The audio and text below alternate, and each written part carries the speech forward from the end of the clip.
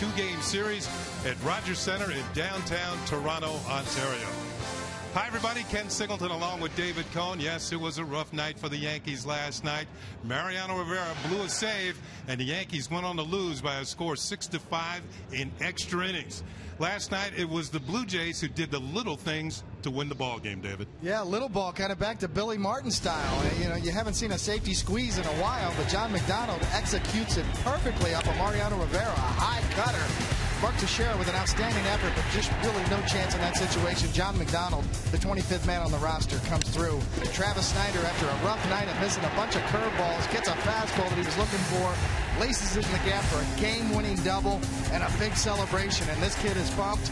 He deserves to be after the rough night he had, and then the game-winning hit to win it for the Blue Jays. Blue Jays won at 6-5 behind Snyder's hit. Here's tonight's starting pitchers. It's be Bartolo Colon for the Yankees. Working out of the bullpen so far, he's been 0-1 with a 3.97 earned run average. Brett Cecil, who was tough on the Yankees last year, gets to start. He's 1-1 with a 6.19. This will be Colon's first start of the season. His first start of the season, and really his first start since of 09 with the White Sox. He missed all of last year, but he earned his way back. He's a strike-throwing machine. He's got a great resume. He's not afraid of contact. He had a great spring.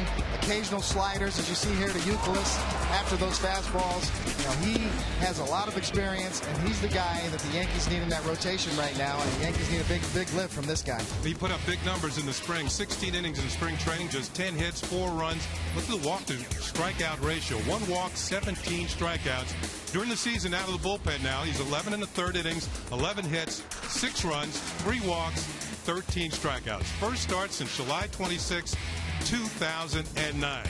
Well, on the hill tonight for the Toronto Blue Jays, it's Brett Cecil. He made 5 starts against the Yankees this last year and won 4 of them. He'll be facing Derek Jeter when we come back. Yankees and Blue Jays next. Baseball on Yes is brought to you in part by Jaguar. See how Jaguar outperforms the competition at JaguarPerforms.com. By IOTV. IOTV offers you incredible HD picture and sound. Get the best in HD free. And by the new definition of world class, the 2011 Buick LaCrosse. You see fans outside right at the box office getting the hot ticket for tonight's second game of this brief 2-game series at the Rogers Centre. And you can see the Toronto Blue Jays taking the field. Of course, they won last night's ball game 6-5 in 10 innings. So the Yankees tonight are going for a split. Tonight's Yankees starting lineup, as always, presented by Lexus. At the very top, the captain, Derek Jeter, will lead it off. He'll be at shortstop. Nick Swisher will be in right field, batting second. Mark Teixeira will be at first base. Cleaning up is Alex Rodriguez. He missed a couple of games to a lower back strain and bothered by a bit of an oblique strain. Robinson Cano will be at second base. Andrew Jones tonight will be in left field. Jorge Posada is a designated hitter. Russell Martin doing the catching. And Curtis Granderson will bat ninth. He will be in center field. Young Brett Cecil on the year. Big left-hander. His regular numbers on the year. 3 starts, 1-1, 6.19, little high ERA, although he's been better of late. 16 innings, 18 hits, 7-11 walks to strikeouts. Let's take a look at the Jeep Pitcher Scouting Report. The 15-game winner, despite starting the year in AAA last year, which led the Blue Jays. And he blanked the Yanks last year. He was 4-0 against the Yankees last year. Only 2 pitchers in the history of baseball have done that against the Yankees. Chuck Finley of the Angels and Roy Halladay, the former Blue Jay. And a Yanks fan growing up, grew up in College Park, Maryland. But his parents were Yankees fans, and they turned him into a Yankee fan. And he idolized Andy Pettitte as a young kid and really tried to emulate his style. And, you know, I think that's probably why he's so pumped up against the Yankees. Let's check out the defense behind young Mr. Cecil tonight. The Blue Jays defense brought to you by your Mercedes-Benz Tri-State dealers. Snyder, Patterson, and Bautista in the outfield. McDonald, Escobar, Nix, and Lind in the infield. Aaron Sebio, the rookie catcher, behind the plate for Brett Cecil. We're just about ready to go here with game 2. Brett Cecil against Derek Jeter, the Yankee captain. And it is time for baseball here at the Rogers Centre. First pitch, Jeter tried to check a swing, goes around too far, and it's strike 1. Jeter went 1 for 5 in the opening game of the series last night, and he's hitting .237. with 3 runs batted in.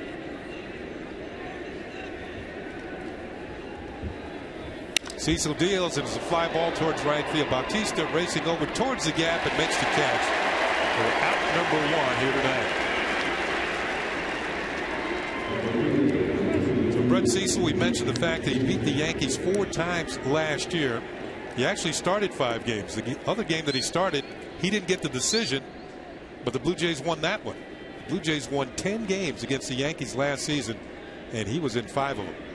I was really impressed with his stuff last year, too. He seemed to really get stronger in the middle of the year last year. His velocity was really up, but at the end of the year, like a lot of young pitchers, he started to dip a little bit and maybe got a little worn down at the towards the end in August and September of last year. Here's Nick Swisher. And Swisher takes high for a ball. You know, talking about Cecil last year, the 4 times he beat the Yankees, it was sort of like a monthly program. He beat them in June. He beat them in July. He beat them in August. And for good measure, he beat them twice in September. Good sinker ball.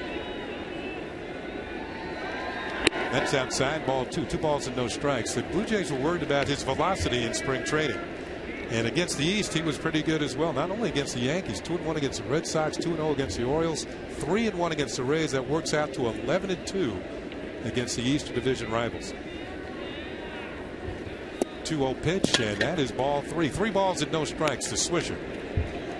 Blue Jays had trouble throwing Swisher strikes last night. He walked 3 times, had a base hit, got a 4-game hitting streak as he steps in, and that's way upstairs, and that's ball 4. Tonight's closed captioning brought to you by Verizon Wireless. So the Yankees have a man on with 1 out. It'll bring up Mark Teixeira. Last night, Teixeira hit his 24th career home run against Toronto pitching. 6 home runs, leads the American League. There's a pitch in there for a call strike. Now, David, one thing about Cecil last year, he made good pitches when he had to against the Yankees. You don't go 4-0 without making some good pitches. But you mentioned the Andy Pettitte reference. He got a lot of double play balls last year against the Yankees. And that kind of reminiscent of what Andy was able to do. Pitches pop the air down the right field line. Going to be a long run for Lynn. This is going to fall in foul territory. Let's check out the Delta RBI leaders. Mark Teixeira tied with Adrian Beltre of the Texas Rangers with 16. Brian Roberts of the Orioles, leadoff hitter, off to a good start. And Asdrubal Cabrera of the Cleveland Indians, also with 14 runs batted in. Just getting started here in Toronto. The Yankees have a man on with 1 out. Teixeira hits this one well. The right center field. Going to chase Patterson back towards the gap. Still on the run. This is going to take 1 hop off the wall. Swisher is the third. He'll be held there as Teixeira steams into second with a stand-up double. And the Yankees are in business here in the top of the 1st inning.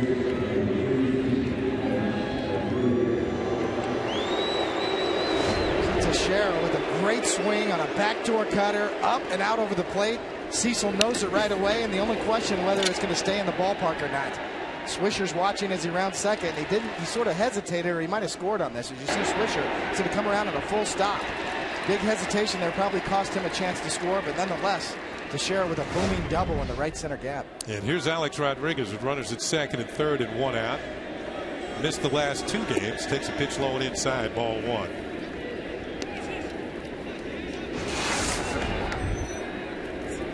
A-Rod has driven in more runs against the Blue Jays than any other player in Blue Jay history. 162 runs batted in. And he's got an RBI chance here. Cecil deals, and A-Rod fouls it off to the right. A-Rod left Saturday's game early with that strain of the lower back and near that left oblique. And he didn't play on Sunday, and he didn't play last night. And this is what he's done at Rogers Center. Overall in his career, he's hit 52 home runs against Toronto. 1-1 pitch, and that misses inside. 2 balls and a strike. You see A-Rod this year so far, he's really mashed right-handed pitching, but only 13 at-bats against lefties so far this year. Just 3 for 13 with no home runs. Second and third, and 1 out. up and in, and it puts A-Rod into spin cycle. And it's 3 balls and a strike.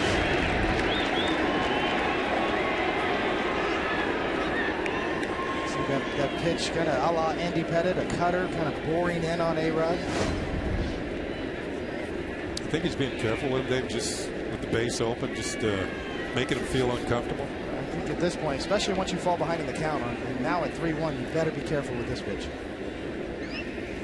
And it's low and in the dirt. A-Rod didn't chase, and he draws what I like to call an unintentional intentional walk. And that will load the bases for Robinson Cano. There's a look at Blue Jays first-year manager John Farrell, who last night put on a gutsy safety squeeze. He had the right hitter up there, and John McDonald got the job done. Tied the ball game against Mariano Rivera. I talked to manager John Farrell before the game and asked him if that was his call or not. And he said yes. After all those years in Boston and doing nothing, he was anxious to put on some plays once he got up here in Toronto, and it was a great call and the right guy at the plate with John McDonald to execute. And not only putting on some plays, but having runners steal bases. Maybe the effects of Fenway Park, just sit back and slug. Longtime pitching coach up in Fenway Park for Terry Francona, and got a chance to manage this year in Toronto. Here's Cano, 10-game hitting streak, steps in, swings at the first pitch, and pops it foul just in front of us, and it's strike 1.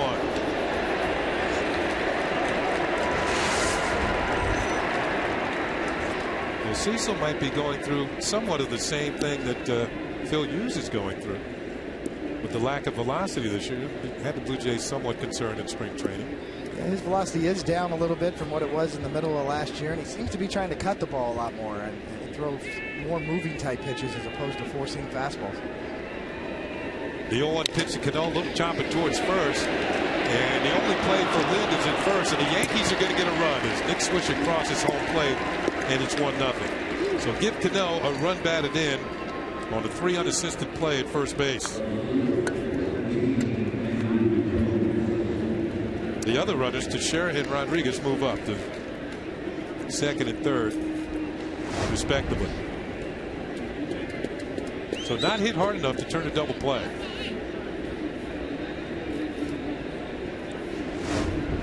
And Cecil's opening inning wildness has come back to haunt him. The walk up to Swisher has scored a run. Here's Andrew Jones. Jones getting the start in left field tonight in place of Brett Gardner. Top of the third inning, our Kim Jones will have more news about Brett Gardner, also about make that bottom of the third, and also Phil Hughes. So stay tuned for that. The 1-0 pitch, and Jones foul tips it into the glove of the rookie Aaron Sibia. There's Phil Hughes and Brett Gardner sitting right next to each other in the dugout. Just always see Nick Swisher looking for somebody to talk to, don't you, on that bench? Do you have a teammate like that in the past? Maybe it was you. Always stay away from the pitchers, especially the starting pitchers on the bench when they're not starting. Andrew Jones fouls this one over the Yankee dugout. It is a ball with 2 strikes. Yankees have taken a 1-0 lead on Brett Cecil. Really anxious to see Andrew Jones tonight, Kenny. He's become an important piece for the Yankees right now, especially with Brett Gardner's struggles. You know he's going to see most of his at-bats against left-handed pitching, but he showed me that he's still got some pop in his bat after the struggles of recent years. And what an impressive resume he brings to the table. If he can get anywhere near to what he was at his peak. 1-2 pitch, and it's an off-speed pitch, and it's swung on and missed for strike 3. So the Yankees will leave 2 men off, but they do break through on the scoreboard. They take a 1-0 lead with the Blue Jays coming to the plate. The New York Yankees, his first start of the season, and we'll check out the Blue Jays starting lineup tonight. Yunel Escobar will be at short. In center field, the speedy Corey Patterson. In right, Jose Bautista had a home run here at last night's ball game. Adam Lynn had a big hit in the 9th inning. He'll be at first base. Edwin Encarnacion will be the DH. JP Arancibia will be the catcher. Travis Snyder will be in left. Jason Nix at second base. And batting ninth will be John McDonald. He's at third. Bartolo Colon tonight started for the Yanks. It'll be his first start since 2009. So far this season, all in relief. 0-1, 397, 11 and a third innings. Only 3 walks and 13 strikeouts. Look at the G pitcher scouting report. Bartolo Colon has an impressive resume. He's won 155 games against 104 losses in his career, 325 games started. He is a scrap heap special. As I said, his last start was for the White Sox in 09, only 12 games started. First pitch is ball 1. But he did earn his way back with a good spring, solid spring, impressed everybody, and he's been in relief of Hughes all 3 times and gone 3 innings each time. There's a call strike, and it's 1-1. His 3 games in relief have all been in relief of Phil Hughes. And now tonight he takes his spot in the rotation. 1-1 pitch to Escobar. It's a little high. It's 2 balls and a strike. Colon was consistently around 92, 93 miles an hour with his fastball. One time he was one of the better strikeout pitchers in the game. 2-1 pitch is lined over Cano in the right center field for a base hit. Granderson will cut it off. And Escobar is on with a leadoff single for the Toronto Blue Jays. Now it's time to check out the Yankees on defense, brought to you by your Mercedes-Benz Tri-State dealer. You saw Granderson in center. He is flanked by Jones in left and Swisher in right. Rodriguez, Jeter, Cano, and Teixeira round out the infield. Martin is doing the catching, and Bartolo Colon is on the mound. One thing to watch for tonight, Bartolo Colon has been very difficult to steal a base on. He hasn't given up a stolen base in over 127 innings. And David, you mentioned to me before the game, fans should watch closely the way he delivers the ball with a man on base. The Blue Jays have been running a lot. They lead the league in stolen bases. He's got one of the quicker deliveries in the American League, certainly. He's got quick feet for a big guy. You see that pretty quick snap and throw to first. But he has a great slide step to home plate, almost no leg kick, very quick to home, giving Russell Martin every chance or every opportunity to throw runners out. 127 and 2/3 innings to be exact. The last stolen base against Bartolo Colon. Patterson lays down a bunt. Colon's going to have to hustle. He gets there just in time to get to speedy Corey Patterson. On the play, Escobar moves down to second. I don't think Patterson was going for a sacrifice. That's what he'll probably get. He was going for a base hit, but he moves the runner to second. It's definitely a drag bunt and an excellent play by Robinson Cano, realizing that Bartolo Colon is not going to make it there, and bang bang at first. But Robbie Cano definitely gets there in time, and hustle play by Cano, heads up play. A lot of second basemen will not get there. Jose Bautista takes a pitch down and away, breaking ball for ball 1. Bautista scored 3 of the 6 Blue Jay runs in last night's game. He's off to a good start this season. Last night he also hit his 4th home run of the year. Next pitch is pulled in there for a strike, and it's 1-1. We're going to have check out the Home Depot hitter scouting report on Jose Bautista. A power surge, went from 13 home runs in 09 to 54 last year. I mean, you talk about a power surge, just incredible. And the big payoff on that was a huge contract. 5 years, $65 million. His nickname as a kid growing up, Kenny, was Raton. The Rat. He grew up, he said he was a skinny little kid with big ears growing up in Santo Domingo, Dominican Republic, but he's not skinny with big ears anymore. And he's certainly thickened up, and he's got some bat speed, and his wallet's a little thicker now, too. Great bat speed, and he foul tips that into the glove of Russell Martin. Just a challenging fastball by Bartolo Colon. Good swing as well, right on it. Notice Bautista's leg kick. He gets it started sooner. Dwayne Murphy, the hitting coach for the Blue Jays, really changed his style. Hit on the ground to third for Alex Rodriguez to his left. He has it. The throw is perfect, and there are 2 outs.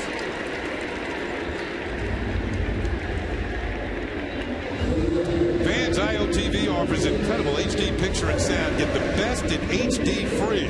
IOTV is the official HD service provider of Yankees baseball on Yes. Here's Adam Litt, who had one of the key hits in the 9th inning against Mariano Rivera. In fact, maybe the key hit outside of the winner later on by Travis Snyder. Mariano got ahead of him with 2 strikes, and he just missed a pitch over the outside corner. Would have been called strike 3, and then Lynn got a hit on the next pitch. That pitch is high and away for a ball.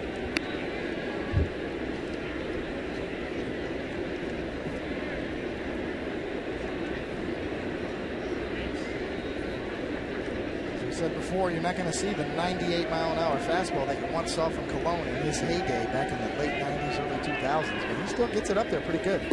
Outside for a ball, 2 balls and no strikes. 93 miles an hour. That's above average. You know, average major league fastball is around 90 miles an hour, maybe 90, 91, and he's a little tick above that.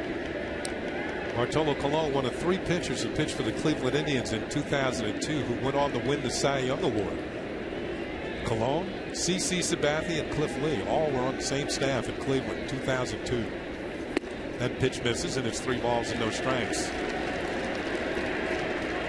Colon, a good record against the Toronto Blue Jays, 8-3 in his career. In fact, his career high in strikeouts came in this building back in 1998 in his first full season in the major leagues. Struck out 14 Blue Jays. And that is ball 4, a 4-pitch walk to Adam Lynn. So the Jays have 2 on and 2 out here in the bottom of the first. First walk handed out by Bartolo Colon.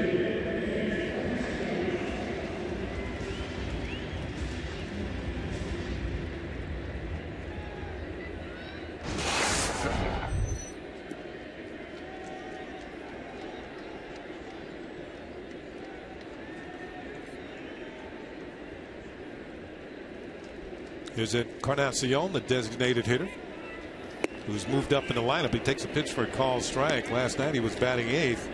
He's moved up to 5th tonight. That might be because he's hit 5 of his last 6 games. He's really swinging the bat well as of late, as Kenny said. And last night really had some good at-bats. 9 for his last 25. 2 on and 2 out.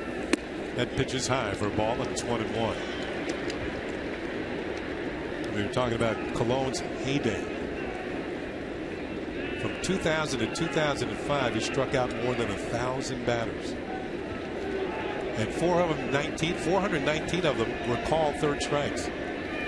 His pitch is drilled to left field and hit well. Andrew Jones going back, still back, and makes the over-the-shoulder catch for the final out here in the bottom of the 1st inning. Hit on the nose by Encarnacion. Colon escapes. The Blue Jays strand 2. Andrew Jones, his glove is still gold. Its question is, how many victories will it take to win the American League East?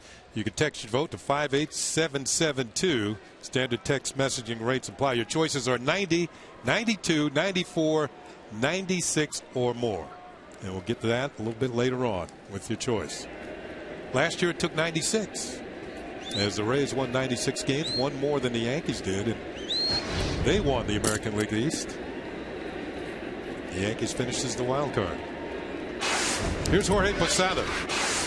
Posada had a single and a run batted in last night's game. Switch hitting. Designated hitter, batting right-handed against Cecil. And an off-speed pitch is in there for a call strike. Posada's done well against the Blue Jays in his career. He's a .304 career hitter against the Blue Jays with 31 home runs. Swings here, pulls an off-speed pitch foul, and then will hop it to the seats, and the count is quickly no balls and 2 strikes.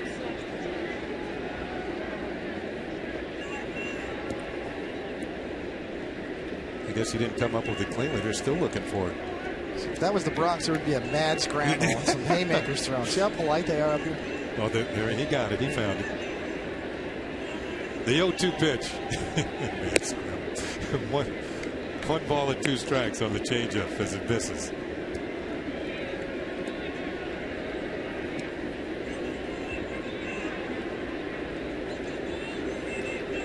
The 1-2 pitch, and Posada tried to check his swing. He goes around too far and has struck out. Second strikeout for Cecil as Posada goes down for the first out here in the 2nd inning.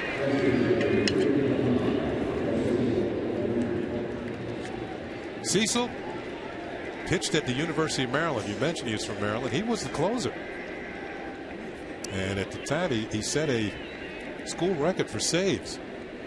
He was a pretty good hitter as well. He's a Maryland boy all the way, right? DeMatha High School, famous high school in Maryland. DeMatha is more famous for basketball. Swing and a miss on a changeup to Russell Martin, strike 1. Martin with 14 hits on the season. You can see his average 292 at 4 home runs and 11 runs batted in. 7 of those 14 hits are for extra bases. 3 doubles and the 4 home runs. And this pitch is drilled into left field. Snyder's going to have to chase it towards the corner.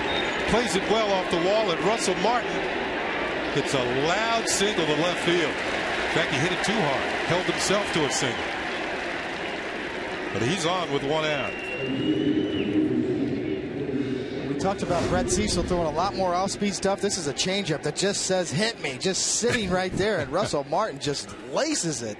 And as you said, Kenny, I mean, the only doubt was whether it was going to be high enough to get out of here, and it wasn't. It one hops the wall, and that's a long single. Yeah, that came up there with neon lights on it saying hit me. Here's Granderson. Speaking of hit me, he had 2 hits last night, including his 5th home run of the year. Granderson working on a 5-game hitting streak.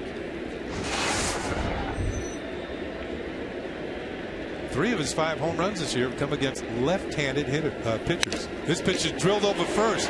This one's headed to the corner in right field. Bautista's going to run it down. Martin's to third. He's being waved home. The throw will go to third base. Granderson's in with a triple, and the Yankees lead 2-0.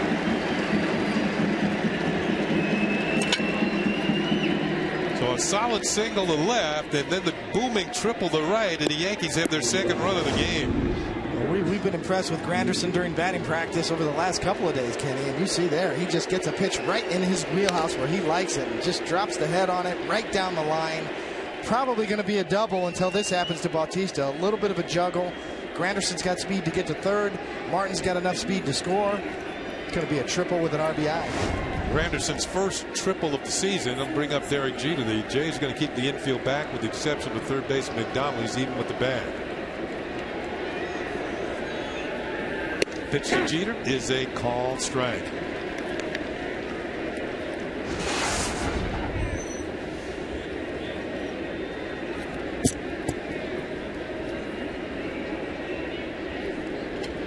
Good spot to hit for Derek Jeter right here. Hasn't had a lot of luck over the last couple of nights. Ball is bounced towards the middle. Escobar will have it. Granderson's going to score as Jeter grounds out to shortstop. And it's now 3-0 Yankees. Well, give Jeter a run batted in. 2nd time in the ballgame the Yankees have got an RBI via the ground down. But last night a problem for the Yankees in the game. They only had 1 hit in 8 tries with runners in scoring position. This is more like situational hitting. A ground ball will get you a run. So Martin and Anderson have scored. The Yankees now lead 3-0. Here's Nick Swisher with 2 outs and nobody on. Kind of see it coming for Jeter. He's hit a couple line drives right at people last night. Gets the ball up the middle for an easy RBI right there. He's starting to come on. A lot of talk about his mechanics and the change of his style of swing and timing mechanisms and what he's doing with his feet. I watched him hard in BP today. He looks like he's starting to get it going. Swisher takes a pitch for a called strike. Now Swisher drew a walk his first time up and scored a run. But Swisher's on one of those streaks. He's gone 52 consecutive at bats without a home run this year. And he swings and pops one up. That's the longest streak to begin a season in his career. That's Nix making the catch, and that'll do it for the Yankees in the top of the 2nd. But they break through with 2 more runs against Brett Cecil and lead 3-0. To you by Excella Express. Enjoy the journey. The Yankees tonight. They have an off day tomorrow. Then they take on the Baltimore Orioles. All 3 games on yes over the weekend. Then they return to Yankee Stadium where they take on the White Sox in a 4-game series. And they're followed to Yankee Stadium by these Toronto Blue Jays. Here's JP Arancibia, and his first pitch is in there for a call strike from Bartolo Colon. Arancibia, still a rookie. He got called up last year. Hit 2 home runs in the first game in the big leagues. Breaking ball, hit the over left field, hit well. Jones looks up. This one's gone. A home run for JP Arancibia. That is his 3rd home run of the season. Picked on a hanging breaking ball. And it's now a 3-1 ball game. Aaron Sibia's first home run since he hit 2 on opening day of the season. He's notorious for being a first ball hitter, and he gets something he likes right there. Just a spinning slider right in the middle of the plate. Jumps all over it. Bartolo Colon knows it right off the bat. That brings up Travis Snyder, who takes a pitch for a called strike. Snyder had the game-winning hit in the bottom of the 10th inning. Aaron Sibia, a former #1 draft pick. Swing and a miss, and there goes the bat. Look out, everybody. Looks like everybody's okay. Nice reception by that fan.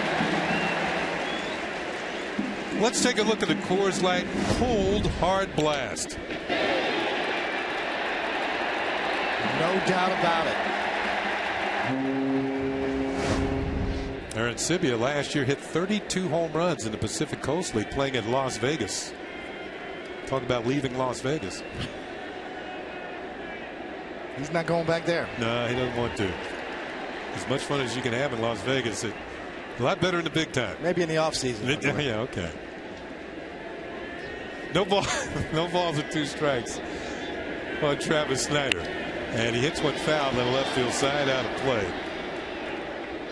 We mentioned that Snyder had been struggling, and he was having a rough night last night until he got the game-winning hit. It looks like he's a good low fastball hitter, but he was swinging at breaking balls and wasn't having much success. The 11 runs batted in, despite the fact he's hitting 153, leads the Blue Jays. That pitch is low, wouldn't chase it. It's a ball with 2 strikes. Snyder just 5 for his last 41. And he too, like Aaron Sibia, was a former #1 draft pick going back to 2006 out of the state of Washington. 1-2 pitch, and it's called strike 3. A Cologne special.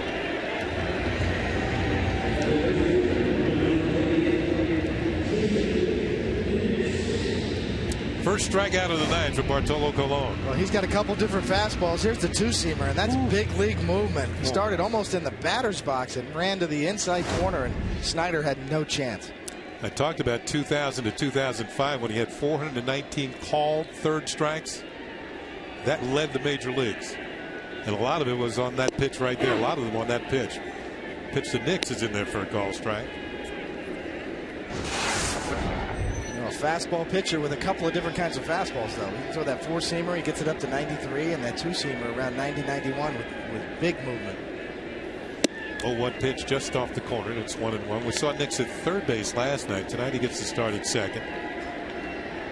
Talking to manager John Farrell before the game about Aaron Hill, he said he's day to day with that strained right hamstring. He had suffered that while stealing second base. That pitch is a call strike, and it's 1-2 on Nix. So the starting second baseman is out of the lineup tonight. He'll probably not play. And the Blue Jays started tonight with only 3 extra men, including Hill. That's what happens when you got 9 guys in the bullpen. They got more guys that have innings pitched than they do position players that have at-bats. The 1-2 pitch, and it's fouled off by Nix. Jose Molina's the backup catcher, so you won't see him doing much. It's the Blue Jays scouting report brought to you by Volvo. Young staff. I mean, the Blue Jays are an interesting team. We were seeing Brett Cecil here tonight. We saw young Kyle Drabek last night.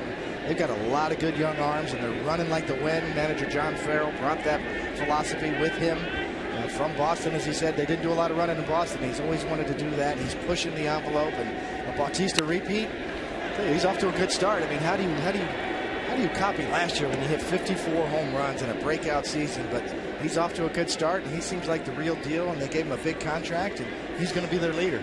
He's also got 14 walks in 17 games, so I think they're a little bit more leery of him this year. That puts even more pressure on the hitters like Lind and Hill behind him to have good seasons. Count is 1-2 on Jason Nix. And he swings and misses strike 3. 2 consecutive strikeouts for Bartolo Colon. Bartolo featured mostly fastballs, breaks out the slider, and here's a lot better one than he gave up the home run on Aaron Sibia on. This is more like it. Keep that thing down, more of a downer type curveball. He's never really had a great breaking ball, but if he can keep it in that range and keep it down, it can be very effective because he is so fastball dominant with his repertoire. Here's John McDonald, and he swings at the first pitch and lifts it high in the air to center field. Curtis Granderson has it. That's going to do it for the Toronto Blue Jays here in the second inning. They pick up a run on the home run by Aaron Sibia, but the Yankees have the power coming up in the top of the third. Mark Teixeira is going to lead it off for the Yankees here in the third inning. Had his second double of the year in the first. On the Lincoln scoreboard, the Yankees leading 3 runs, 3 hits, no errors to 1 run, 2 hits, and no errors. Brett Cecil deals an off-speed pitch, and Teixeira goes around too far, and the count is no balls and 2 strikes. We mentioned Cecil 4-0 against the Yankees in 5 starts last year. Over the last 20 years, only 2 other pitchers have beat the Yankees 4 times in a season. 0-2 pitch to Teixeira is in there for call, strike 3, another off-speed pitch. Fans, it's opening day for your lawn. Visit your local Lowe's for savings and a free MLB fan guide. Compliments of Scott.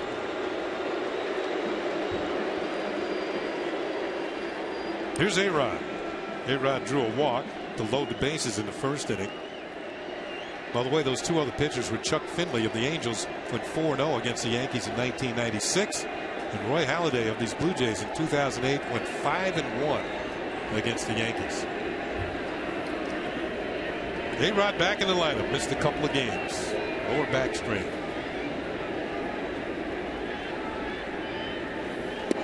Takes the first pitch in there for a call strike. Chuck Finley with the Angels in 1996 was doing a little vengeance for him because he was a free agent in '95, and the Yankees turned him down and signed Kenny Rogers instead. So he had a little extra motivation in there. Here's a ball, one signed Kenny Rogers instead? Yes.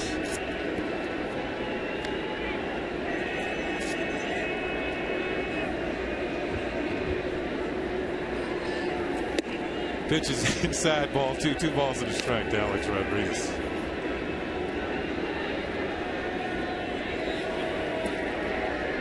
A-Rod off to a great start, hitting .385. Takes a pitch in the dirt.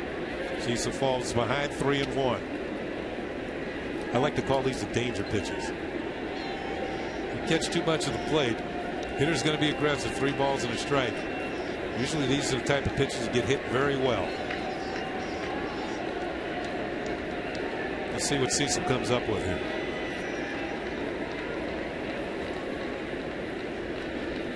.3-1 pitch, pulled on the ground, foul. Count is full, 3-2.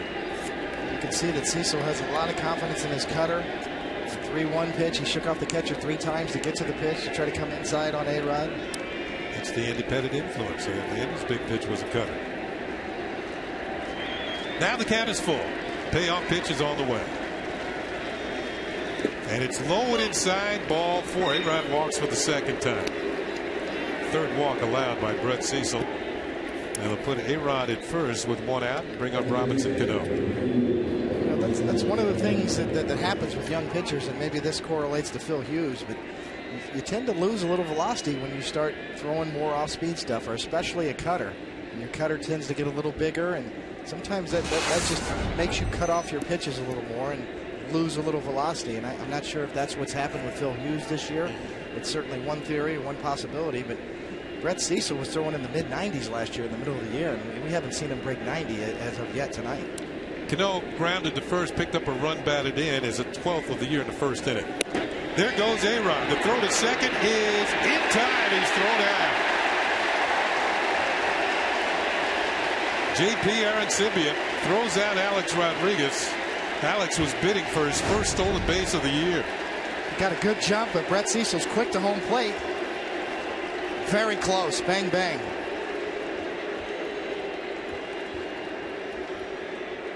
It was a close play. Both pitchers have done a good job of not allowing stolen bases. It looked like A-Rod might have got his hand in there.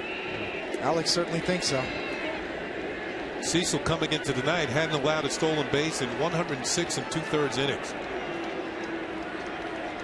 So Joe Girardi out to have a talk with Jim Joyce. became famous last year for obvious reasons, and his blown call at first base that cost Armando Galarraga his perfect game. You know, a manager won't come out there if he doesn't see his play. If his player gives up a little bit of a grind, you know, that's like backing your player. Just to let the umpire know, yeah, you might have missed that one. With that being said, swing and a miss, 1-1. Jim Joyce earned a lot of respect for how he handled that situation with Armando Galarraga. Both of them, really, I thought it was a highlight of the baseball season last year, the way they both handled that so professionally. And Jim Joyce was really hurt by his blown call and admitted it. And don't hear a lot of umpires that do that. They admit they missed a call. And Jim Joyce is one of the highly respected umpires in the game because of that. And one of the best umpires in the game. Cano hits a little roller. Is it going to stay fair? No, it won't. It drifts foul. And the count is 1-2. Robinson, with the RBI tonight, has now driven in 10 runs in his last 11 games.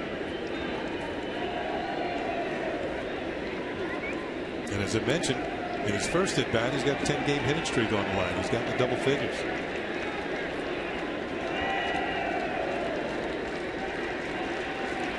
And he lines one over short towards the gap in left center field. Let's see how quickly they can cut it off. Snyder does, and will hold Cano to a long single. So with that hit, Cano is now hit in 11 straight games.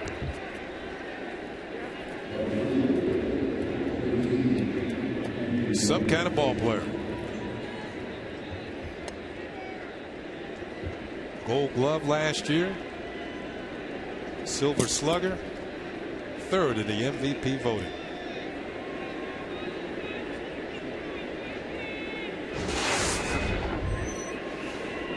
So 2 outs, a man on, and it brings up Andruw Jones. Pitches high for ball 1. Coney, I should ask you. Now you threw cutters. Did you feel that happened to you? That you kind of lost velocity after a period of time? Towards the middle of my career, I certainly did. I started to throw more splitters and more cutters and ended up trying to manufacture movement and turn my wrist over to get the ball to move, and I did lose a little extension and a little velocity on my fastball. Jones pops one up. This is over near the Yankee dugout. Aaron Sibia coming over, but he is going to run out of room. That's about 3 rows back and out of play.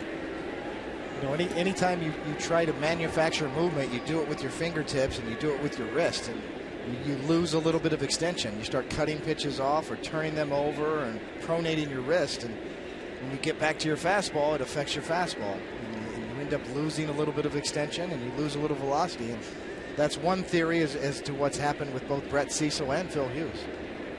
1-1 on Andruw Jones, who takes one upstairs for a ball. Now, if that happens, then you have to rely more on movement with your fastball rather than velocity. More movement and location. And I think that's the key with Phil Hughes. There's a lot of talk about his velocity. It's down a couple of miles an hour, but there wouldn't be that talk if he was hitting his spots. If he was able to locate his fastball and get it in good spots, you could certainly still pitch at 90, 91 miles an hour. Swing and a miss, strike 2. Big swing by Andruw Jones. Jones hit 408 home runs in his career. See the changeup grip right there, choking the ball. Good arm speed. The ball just doesn't get there. That's how you fool a hitter with a changeup. You do it with your arm speed and the grip. Jones was a strikeout victim in the first inning. Another changeup. This one's popped up to the right side. Going back is Nix. And the second baseman is there. Makes the catch for the final out for the Yankees here in the top of the 3rd inning. At the end of 2.5 here at Rogers Center. The Yankees lead it 3-1.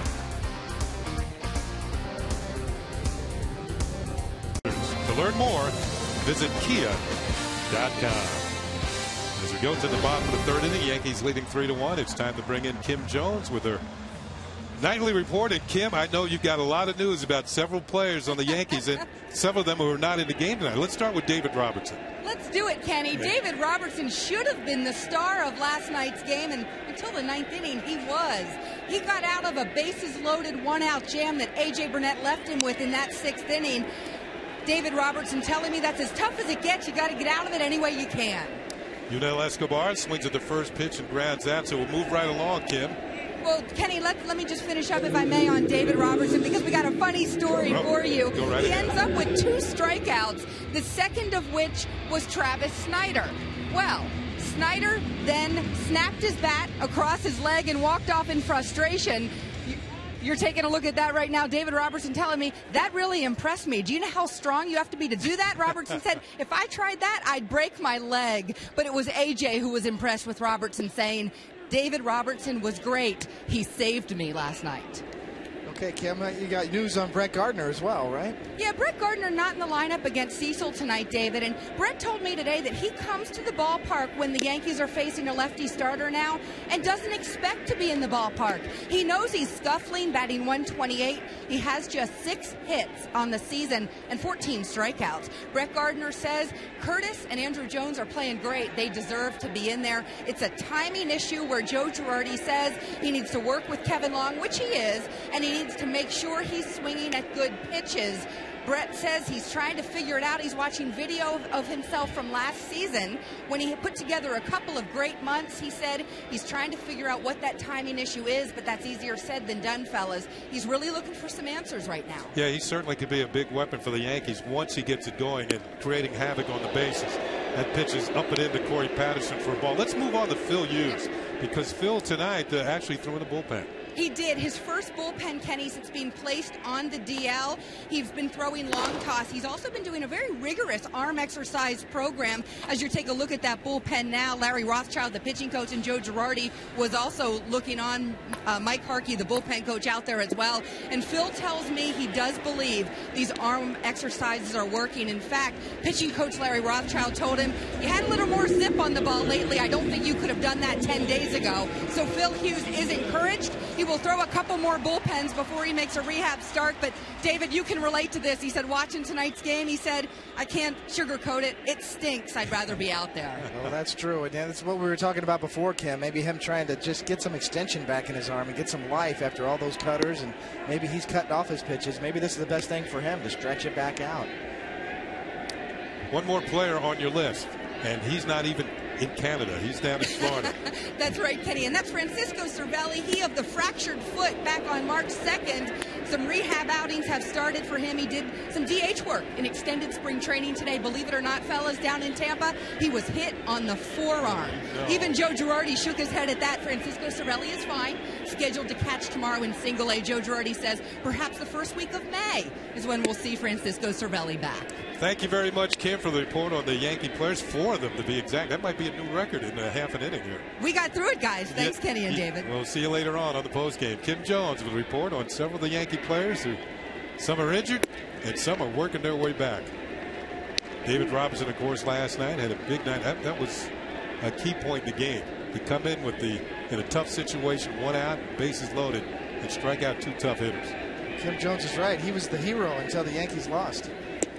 Check swing, and Bautista goes around too far, and Colon picks up his 4th strikeout, the 2nd of the 3rd inning, and the Blue Jays go in order. 1, 2, 3. It's on to the 4th, with the Yankees leading 3-1. By Johnny Walker. April 20th, 1988, Claudell Washington hits the 10,000th home run in Yankee history. Demand greatness in every sip and every season. Johnny Walker, proud sponsor of the New York Yankees. Here's Jorge Posada leading it off, and he swings at the first pitch and fouls it off here in the 4th inning with the Yankees leading 3-1. David, did you know that Claudell Washington is the batter that Nolan Ryan struck out more than anybody else? I did not know that. 36 times he struck him out. Posada takes one inside for a ball. It's 1-1. That's a lot of grunt fastballs from Nolan Ryan. When Nolan struck out his 5,000th batter, USA Today listed every batter he ever struck out and how many times. Posada, little broken bat looper towards second. Jason Nix has it for out number 1. And there was only one batter that Nolan faced at least 10 times and never struck out. And he was a teammate of mine. It was Richie Dower. And, both of them had long since retired. And Richie's quote was, "He can't get me anymore." So 1 up and 1 down here in the 4th at 36 times. Wow. The later in the game Nolan got, the louder he grunted. His fastball grunt, and the grunt he had on his fastball. Here's Russell Martin, who singled his first time up and scored a run. Takes a pitch inside for a ball, like you were saying. It was like you know, at the U.S. Open tennis match, you hear the women grunting back and forth. That was Nolan Ryan out there throughout the 6th or 7th inning. And the louder the grunts got, the harder he threw. That pitch is ball 2. Now the thing that made him different than most pitchers, he could throw harder in the 9th inning than he was in the 1st. And usually pitchers get tired, a few miles per hour come off the fastball. Didn't happen with him. 2-0 pitch is on the way to Martin, and he's taking all the way, and it's in there for a call strike. Martin got it started for the Yankees in the 2nd inning with 1 out. He had a single. Eventually came around to score on the triple by Curtis Granderson, who's on deck. Look at, jumps back out of the way, and it's 3 balls and a strike. Cecil trying to bury something down and in.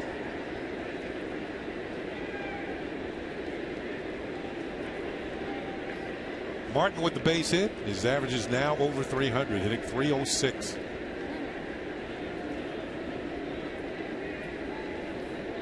This is the time of year where a couple of good nights in a row can really push your average up there.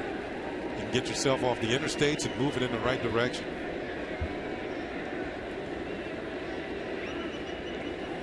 Martin takes it. It's high for ball 4. 4th walk of the night handed out by Brett Cecil. Time for the New York State Smokers Quit Line Quiz for the night. Jose Bautista holds Toronto's single-season home run record with 54. Who hit the most career home runs in Blue Jays history? I think I know that one.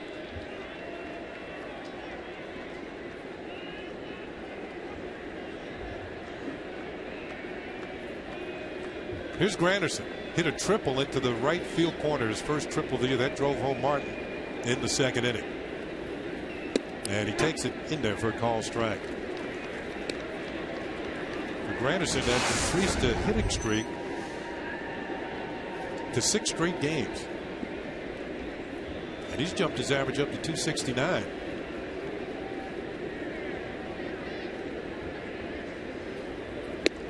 Off-speed pitch is in there for a strike. Good changeup.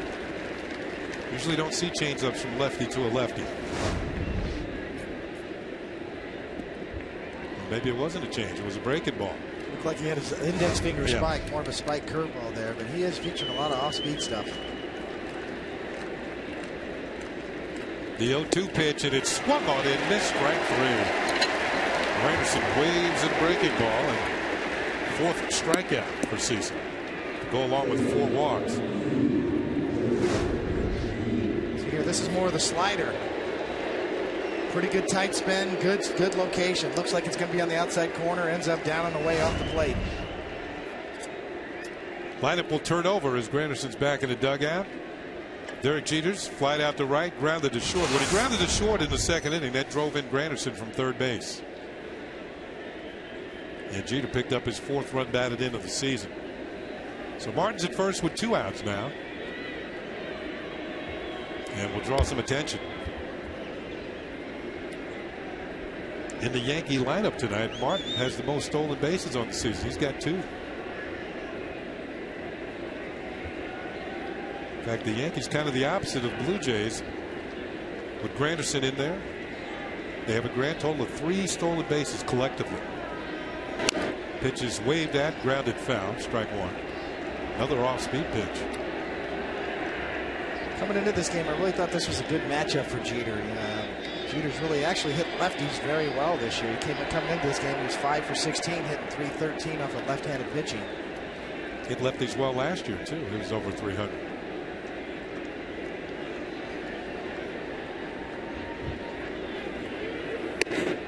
Straightens him up a bit. The count will move to 2 balls and a strike. We'll make that a ball and a strike.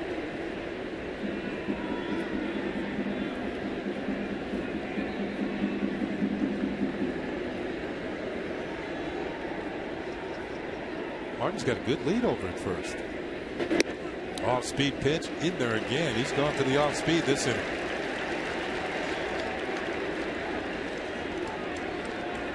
A bit of change of style for Brett Cecil. He's got a good repertoire. He's actually a 4-pitch pitcher. Changeup, slider, curveball, fastball. Quick throw to first. It has Russell Martin darting back to the bag. Just goes to show you, even though he came up last year or the year before and he was throwing more in the mid-90s, more of it looked like he was going to be a power guy. He's got the aptitude to adjust. And once again, talking about Phil Hughes, he could take a page out of this book too and work his changeup in more and do a little pitching and locating. You can pitch without your top velocity.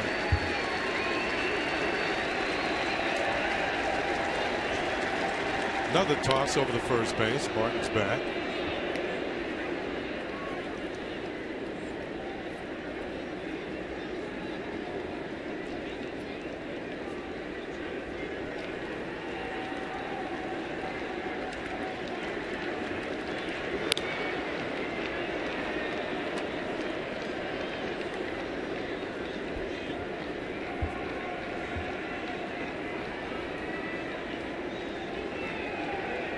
He's paying attention to Russell Martin,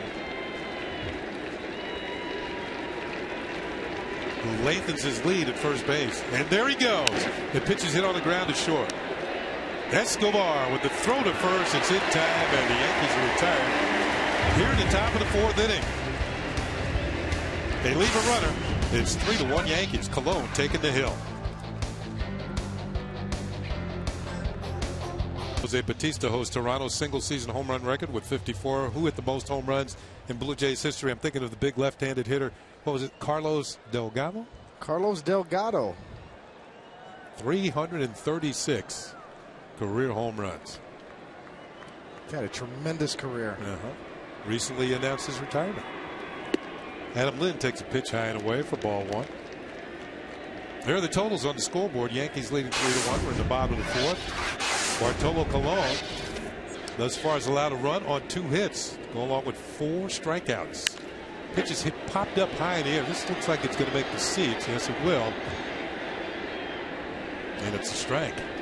Well, speaking of Carlos Delgado, I think he will definitely go up in the Ring of Honor here at the Rogers Center. I think they're going to add another name up here along with Pat Gillick and Roberto Alomar, who are going in the Hall of Fame this year for the Blue Jays. The level of excellence should dust off a space for Carlos Delgado, because he will be going by those names fairly soon. Ball is hit on the ground for Cano. He's got it. Throws on the first, and it's 1 up and 1 down here in the fourth inning. Let's take a look at some news from around baseball. A blow for the Detroit Tigers right off the bat. Victor Martinez, who is in the lineup to protect Miguel Cabrera, on the disabled list with a strained groin. Justin Morneau not in the lineup for the 4th straight game. He's been hit by the flu, and Major League Baseball takes over day-to-day operations of the Los Angeles Dodgers. That's really big. Pitch to Encarnacion is in there for a call strike. Storied franchise. Los Angeles Dodgers still has a strong fan base in Brooklyn. It's really kind of sad news when you think about the total picture of what's happened to that franchise with the ownership. Yeah, baseball commissioner Bud Selig issued a statement today regarding the Dodgers, and as his authority as the commissioner, he's informed the Dodger owner Frank McCourt. There's a ground ball to Cano from short center field. He's going to throw out Encarnacion for the second out. Great play by Cano at second, and there's 2 down. And he says he has taken this action because of his deep concerns regarding the finances and operations of the Dodgers and protect the best interests of the club, its great fans, and all of Major League Baseball. Robbie Cano made that play look easy up the middle with that smooth throwing motion that he's so famous for, and certainly great positioning as well. There's J.P. Arancibia, who homered his first time up. And he goes on to say the Dodgers have been one of the most prestigious franchises in all of sports, and we owe it to the legion of loyal fans to ensure that this club is being operated properly now, will be guided appropriately in the future. So Major League Baseball takes over the operations of the Los Angeles Dodgers.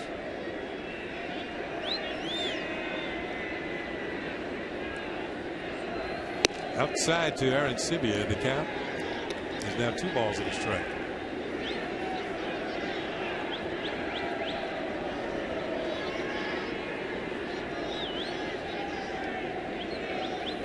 Pitch, good swing, but he fouled the bag. 2-2. Think back to the O'Malley family who ran the Dodgers. Walter O'Malley actually moved the Dodgers from Brooklyn to Los Angeles. His name became persona non grata in Brooklyn for sure. I think Brooklyn might take him back if there's any problems over there. The 2-2 pitch on the way. You're right. It's called strike three. There were three teams in New York at one time. 1-2-3 for the Jays in the fourth. We'll be back to plead the fifth in just a moment. The scoreboard, the Yankees here in Toronto lead it by a score of 3-1. So Vladimir Guerrero seems to be heating up. The Yankees go to Baltimore, have a weekend series. Should be a lot of Yankee fans on hand at Camden Yards. Nick Swisher's going to lead it off for the Yankees here in the fifth inning. And he takes the first pitch inside for ball. Nick has walked and popped up to second base. 7 for his last 21. Gotten his average up to 264. Swings, bouncing ball, tough play, handled at third by McDonald, spins and throws off balance, and Nick Swisher's going to have himself an infield single. Two parts to every play in the infield. First, the stop was tremendous, but the throw off line. Swisher hits this ball hard. Looks like it's ticketed for left field, and it was a nice diving stop by John McDonald. And you see him just get his spikes caught up in the artificial turf, and that happens a lot. You got metal spikes on your feet, and you see he tries to twirl and twist on it, and it just kind of yanked the throw up the line. Fifth hit for the Yankees. Swisher now is hitting 5 straight to bring up Mark Teixeira. And he takes a pitch upstairs for ball 1. Teixeira with his 6th home run of the season last night. It was his first home run on the road.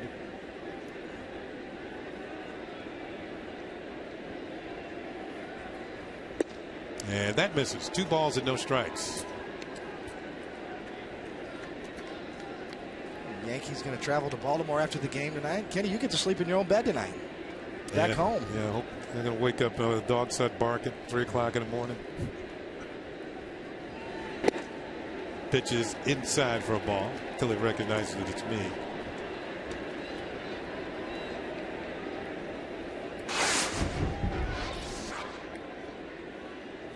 So Cecil behind 3 balls and no strikes on Teixeira. He's got Swisher at first with nobody out.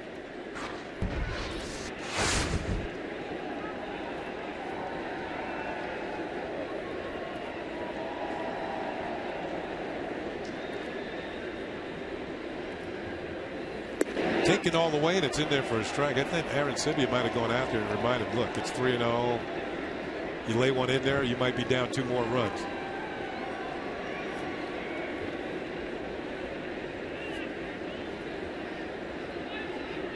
Here's one of those danger pitches. Teixeira bounces it foul, hit it hard, but the count is now run full at 3-2.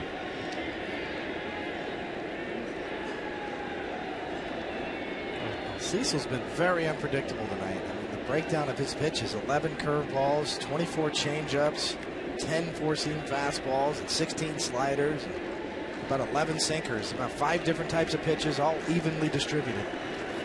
He's been pitching as opposed to relying on just his fastball. Pitches fouled off the foot of Teixeira, and he's going to march around a bit to a different drummer. Trying to walk this one off.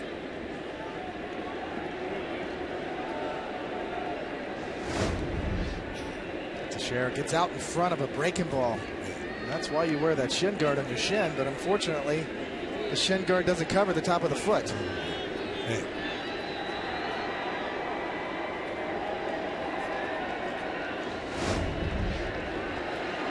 Gonna feel that when he wakes up tomorrow morning. 3-2 pitch again, and Teixeira hits it on the ground, and by John McDonald just got a piece of it. Nick Swisher's the third. Let's see what happens here. They're going to hold him up, and Teixeira will have his second double of the ball game. And the Yankees have second and third, nobody out here at the top of the 5th inning.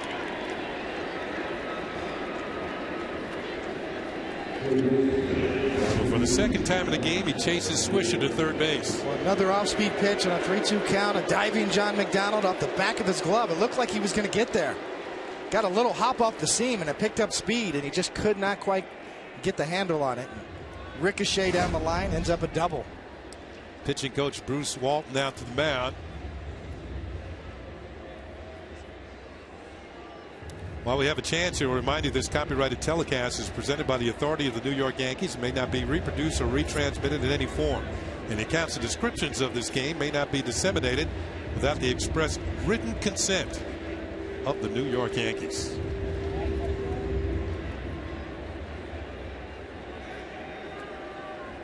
This is about as tough a situation as a pitcher can be, and outside of the bases being loaded. Alex Rodriguez at the plate. A-Rod has walked twice in tonight's ballgame.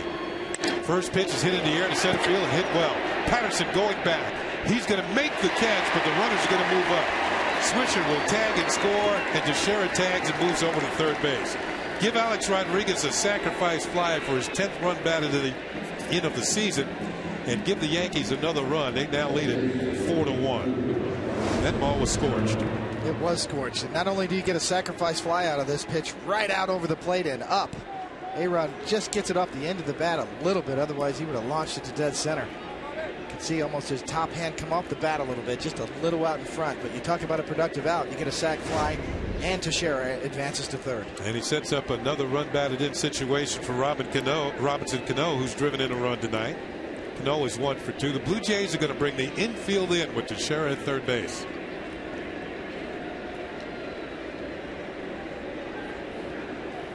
And he swings. It's a high fly ball to looks like deep enough left field. Snyder's going to make the catch. Teixeira tags. Here he comes. He will score, and it's now a 5-1 Yankee lead. Well, the Yankees been getting a majority of their runs on home runs. That's not been the case tonight. Back-to-back situational hitting, sacrifice flies off the bat of Rodriguez, and now Robinson Cano. And the Yankees have scored 2 more runs here in the 5th inning. A little bit of everything. Singles, doubles, triples, walks, and sac flies. Cano with his 2nd run batted in of the night. Here's Andrew Jones, who has struck out and popped up. Swing. He doesn't get cheated. Strike 1.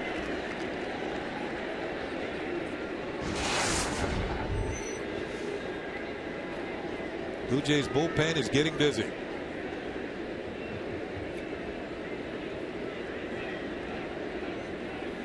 Look out. Jumps back out of the way, and it's a ball and a strike. It's just been an excellent scrap heap year for Yankees general manager Brian Cashman.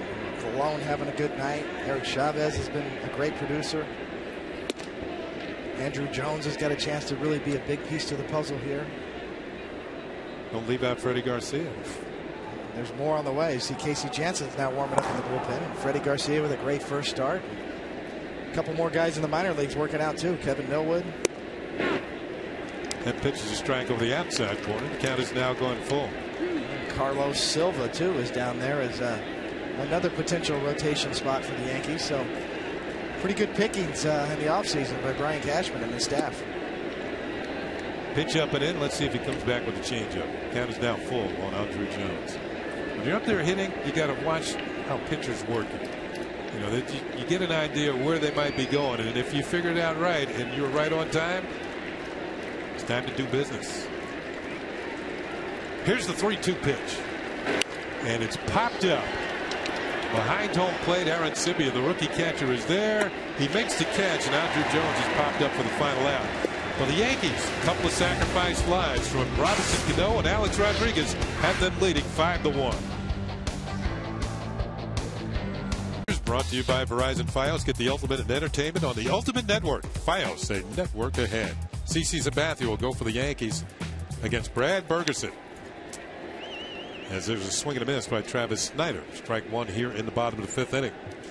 CC looking for a win despite a pretty good earned run average of 2.52, and Bergerson looking for a win with a 3.38. So 2 pitchers have been pitching fairly well and haven't broken through in the win column. CC's got a great record against Baltimore. There's a pitch that hits the outside corner. On the Kia scoreboard, it's 5-1 Yankees. We're in the bottom of the 5th inning. Bartolo Colon has been excellent thus far. 1 run, 2 hits, 5 strikeouts. He's walked just 1. That just missed, and it's a ball and 2 strikes. You mentioned CC Sabathia still looking for his first win as we look at Cologne. Very strong tonight. You know, the Hall of Famer Burt Blyleven used to say it, you know, it's not how you pitch, it's what day you pitch on sometimes. CC Sabathia's learned that this year. Snyder gets jammed, emergency swing, and fouls it off. Meaning that all you can do is control what you do on the mound, and run support will either come and go. You've got to deal with it both ways. And that man has been so accountable for a long time now, especially as a Yankee. The leader of the staff, and has handled it very well. Not one complaint so far about run support or the fact that he hasn't got a win yet. Well, the bullpen gave up a couple of his potential victories. 1-2 pitch on the way to Travis Snyder, and he wouldn't bite on the breaking ball down and in. 2 balls and 2 strikes. Sabathia is one of the big stand-up guys in the game. I can't say enough about him, how impressive he's been as a leader. And the Yankees picked him up. It was a great day for the Yankee Nation. Yankee universe, rather. Yeah, we've been talking a lot of NBA basketball, CC and I, lately. So I'm down at the Garden quite a few times. Swing and a miss, strike 3. Looked like a changeup. Bartolo Colon picks up his 6th strikeout of the night. There's the grip, and you're right, Kenny. The 3-finger changeup kind of gets the index finger off the ball a little bit. Travis Snyder way out in front. He reads fastball the whole way. 1 down here in the 5th. That'll bring up Jason Nix, who struck out in the 2nd inning.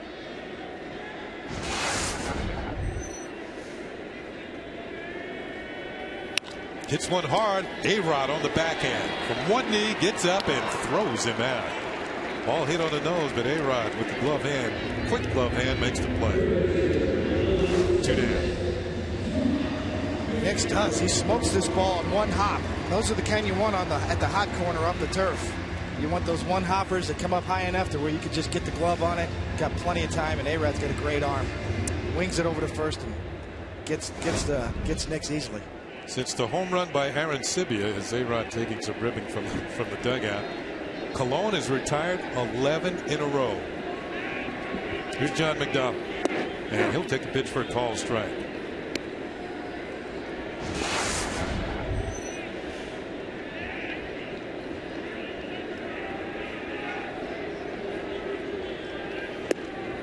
Strike 2 call. Quickly jumps ahead of McDonald. 0-2.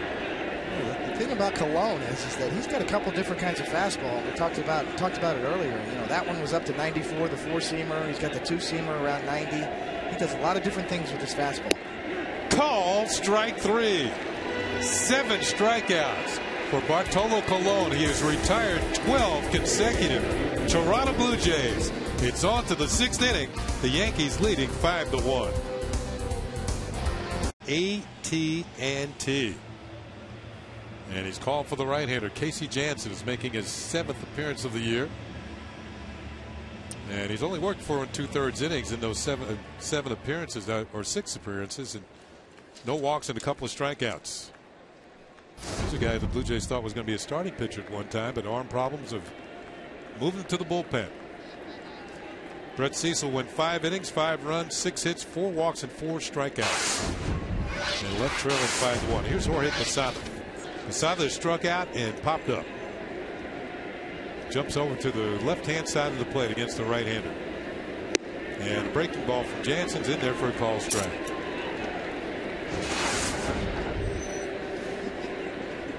Cecil, while he was in there, threw 82 pitches.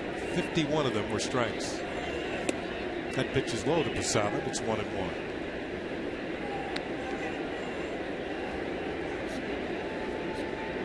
Yankees trying to get away with a split in this 2-game series.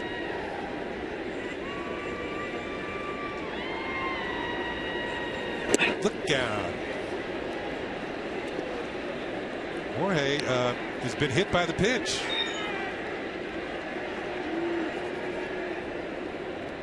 So Jansen with something down and in clips Jorge Posada, and he's on.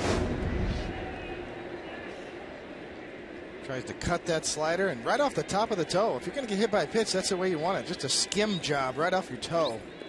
Ricochet. You don't want to get hit anyway. To be honest with you, Tony. Have you ever been hit by a pitch when you were hitting? Yeah, I shattered my hand trying to bunt. That's kind of your own fault, isn't it? Yeah, it kind of was. Line drive towards center field for Russell Martin.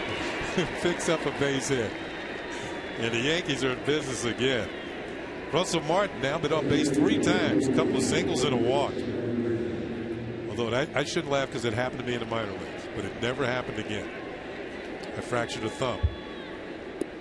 My rookie year with the Mets, I squared around a bunt like a little leaguer, and Adley Hammaker ran one in on my fist, and hit me on my pitching hand on my pinky. It shattered my pinky. That's right. You hit left-handed, didn't you? I did hit left-handed. I should thank him though, because I came back the next year and won 20 games. My ball started to move. My pinky was crooked. I was like 3-finger Brown.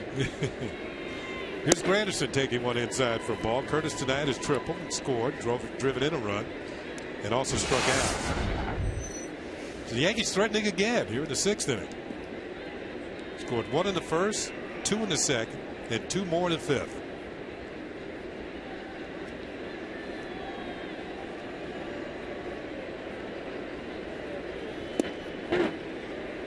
That will even the count at a ball and a strike.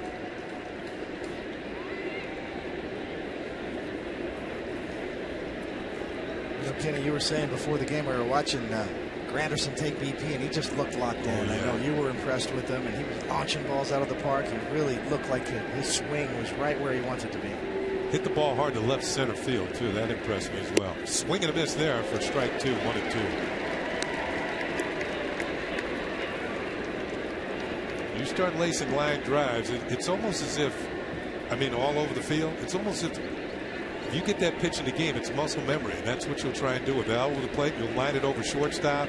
If it's in, you pull it like he did on his triple. Down the middle, you can do anything you want with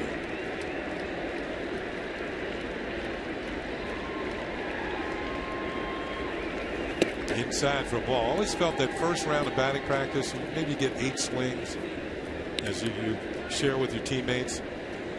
That's the round to get loose. You start spraying the ball all over the field. And by the time you reach maybe your 3rd or 4th round of hitting, you maybe got 3 swings, then you start going for launches. You start to put on a show for the fans.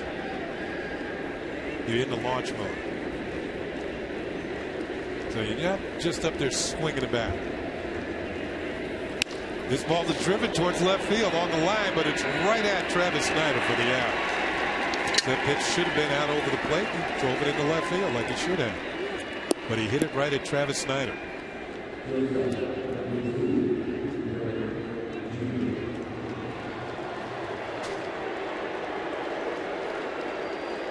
And we're going to check out and see where this pitch was. If it was out over the outer third or down the middle, that means you can do anything you want with it. The target's actually in, but the pitch is away, and he hit it hard to the opposite field.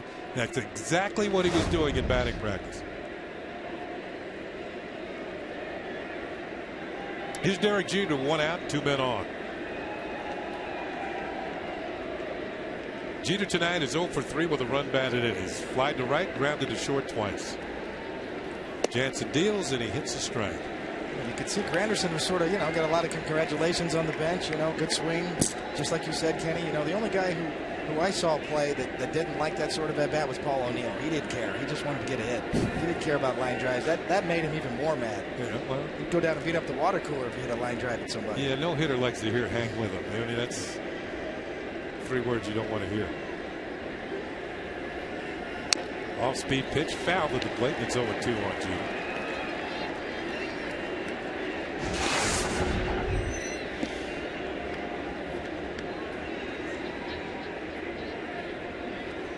Paul sometimes might get upset when he did get a hit.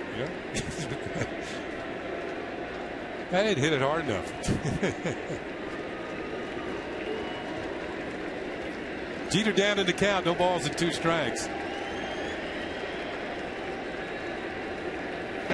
Bouncing ball to second. This could be 2. Nix to Escobar. A leaping shortstop throws out Jeter at first. And that's going to be it for the Yankees here in the 6th inning. They got the first 2 men on. But that quickly turned as they leave 2 men on here in the 6th inning. Yankees lead it 5-1. Well, time for another look at tonight's Toyota Tex poll. Once again, the question: how many victories will it take to win the American League East? And here's how you voted. 57% of you thought it would take 96 wins or more to win the American League East. 94 wins came in second. So last year, 96 turned the trick for the Rays. I'm not sure if I agree with that this year. It seems like the American League East is much more balanced. I think there's no doormats in the American League East anymore. Toronto's much improved, a good young team, could easily play over 500 ball again. Escobar takes a strike. Yeah, and Buck Showalter has got Baltimore turned around, and a little bit. A little bit, I know, but they're winning again tonight. They're certainly capable of playing much better than they have in the last few years. Tampa Bay starting to play better, and of course Boston. On the ground to short. Jeter with the headlong dive, but does not have a play. It's going to be an infield single for Escobar. And the captain's getting up slowly. Meanwhile, Bartolo Colon has been excellent tonight. He really has, and he features a couple different fastballs. That's a two-seamer with big movement on it. He's mixed in some good sliders as well. How about a changeup? Not too often, but he threw it very effectively. Another good slider to get Bautista, and the four-seam gas at 94. And then another changeup. Much better mix of pitches than we really thought. He can do a lot of different things with his fastball. He gets good movement, and he's a strike-throwing machine. So that will break the string at 12 in a row retired by Colon as Escobar has a leadoff infield single. Draws a throw. Colon, we mentioned, set his career high in strikeouts in his first year in the major leagues, first full season, I should say, back in 1998, right here in this building when he struck out 14 Blue Jays. He's halfway there tonight. Bouncing ball towards second. Cano. Does he get one to throw to first? Is it a double play? And Cano is saying he did tag Escobar. Escobar is claiming that he's safe, and we're going to have a discussion here. Second base umpire Jim Joyce was not sure if the tag was applied, and now he's talking it over with Darryl Cousins, and Escobar is being called out. It's a double play. And here comes John Farrell. We get a second look. He got him. Yep, he grazed his number. And then to throw to first to complete the double play. Really slick play by Robinson Cano. Quick hands, all in one motion. Snatches the grounder and makes the tag. And then makes an appeal. He made the throw almost as if he was simultaneously whipping around to make sure he got the call. So the double play grounder off the bat of Patterson. And there are two out and nobody on.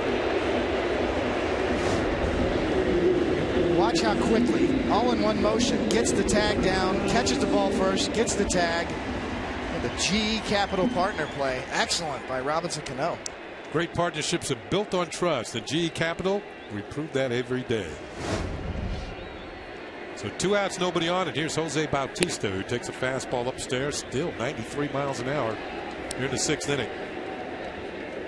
Slick fielding Robinson Cano. Erases the leadoff single and then turns to double play. Ball is popped up. That's way up there. Chance for Russell Martin just behind home plate, and he makes the catch in foul territory, and that's going to be it for the Toronto Blue Jays here in the sixth inning. Bartolo Colon has given up one run on just 3 hits so far.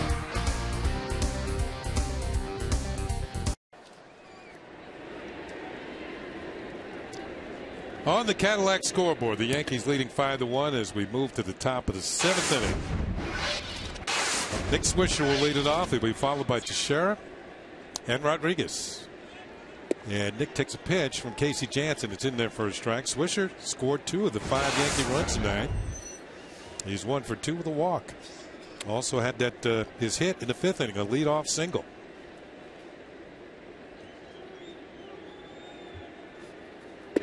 That misses outside, and it's 1 ball and 1 strike. I see Nick Swisher this year still looking for a home run, but really trying to get his left-handed swing going. Coming into this game just 4 for 33, 121 average, batting left-handed. Nice breaking ball drops in for a call strike, and it's 1-2. If you're a switch hitter, if you're going to slide from one side, you want to be hot left-handed. You're going to get many more at bats left-handed.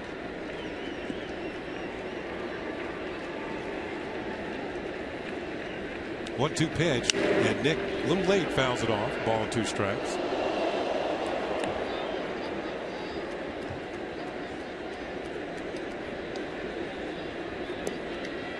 Casey Jansen in relief of Brett Cecil, who has a 4-game winning streak against the Yankees. That's in jeopardy. Way outside, and it's 2-2.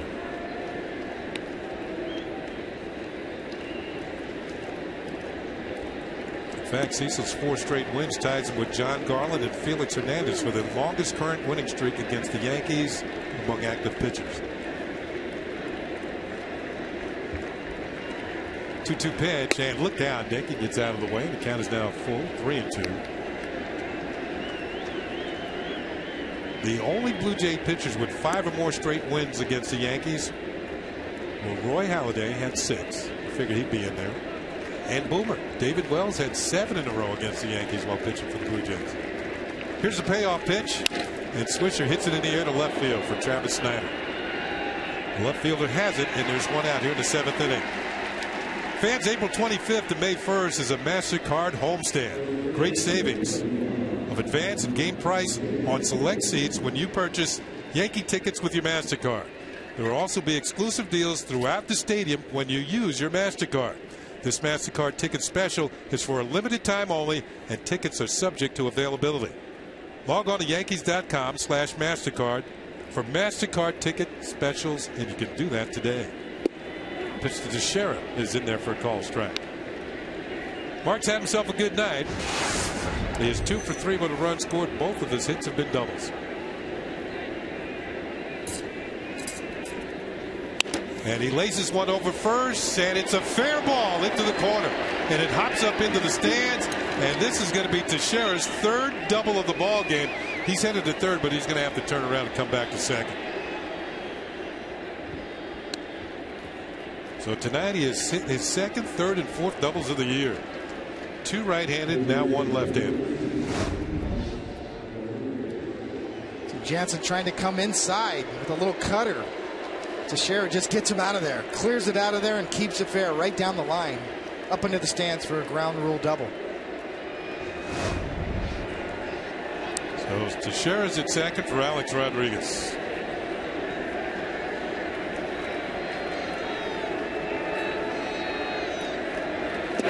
First pitch is inside for ball 1.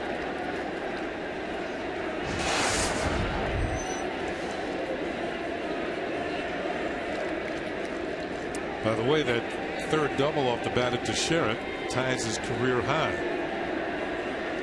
The last time he had 3 doubles in a game was against the Yankees on May the 10th, 2007.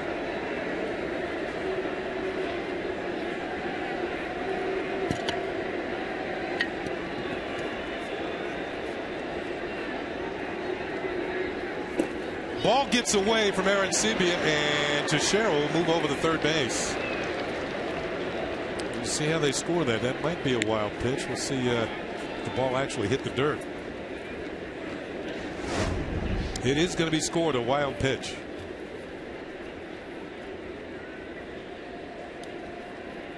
I don't think that was the best attempt by as we look at Yesmo and Arancibia.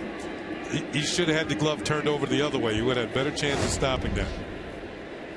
2-0 to count to Alex Rodriguez. Look out, it's inside ball 3-3-0. Yeah, Jansen's ball's moving all over the place, and Arancibia's having trouble kind of finding out which way it's going to go. Blue Jays, by the way, have the infield in. Alex might be getting the green light. 3-0 here. He does get the green light, fouls it off. The count is now 3-1. Luis Perez, a left-hander, is in the Jays bullpen.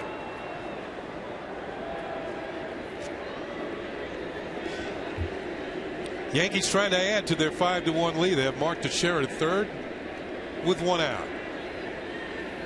And that is called strike 2, and the count is full. 3 balls and 2 strikes.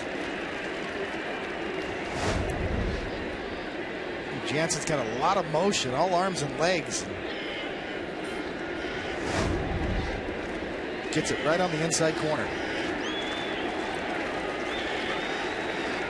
payoff pitch, and it's chopped off the foot of Alex Rodriguez, and it's a foul ball. A-Rod's already driven in 1 run tonight. We told you he's driven in more runs against the Blue Jays than any other player, any other opposing player in their history. Now has 163 runs batted in against the Jays. He's got number 164, 90 feet away.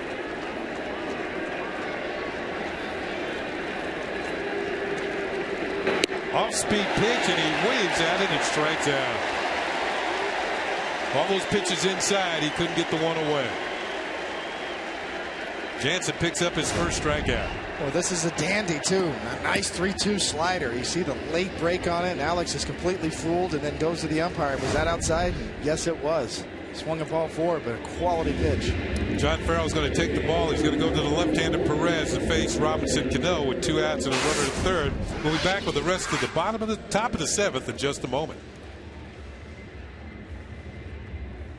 Ultimate Driving Machine by Blimpie, America's Sub Shop, and by Avis, the official rental car company of the New York Yankees. There's a nice look at the beautiful downtown Toronto, Ontario. It is a gorgeous city if you're not stuck in traffic. Here's Luis Perez, one of 2 lefties in the bullpen, the other being Mark Zipchinski. We saw him last night. Perez was called up earlier this season from AAA Las Vegas, and he'll face Robinson Cano.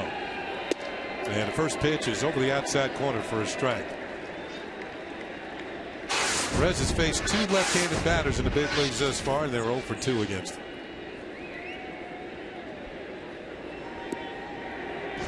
Cano tonight is 1 for 2 with a couple of runs batted in.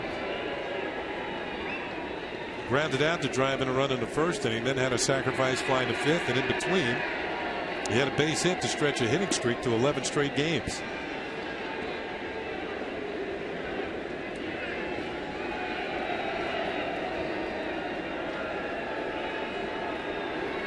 Breaking ball hit on the ground. To his right is Nix. He gobbles it up, throws the first, and Teixeira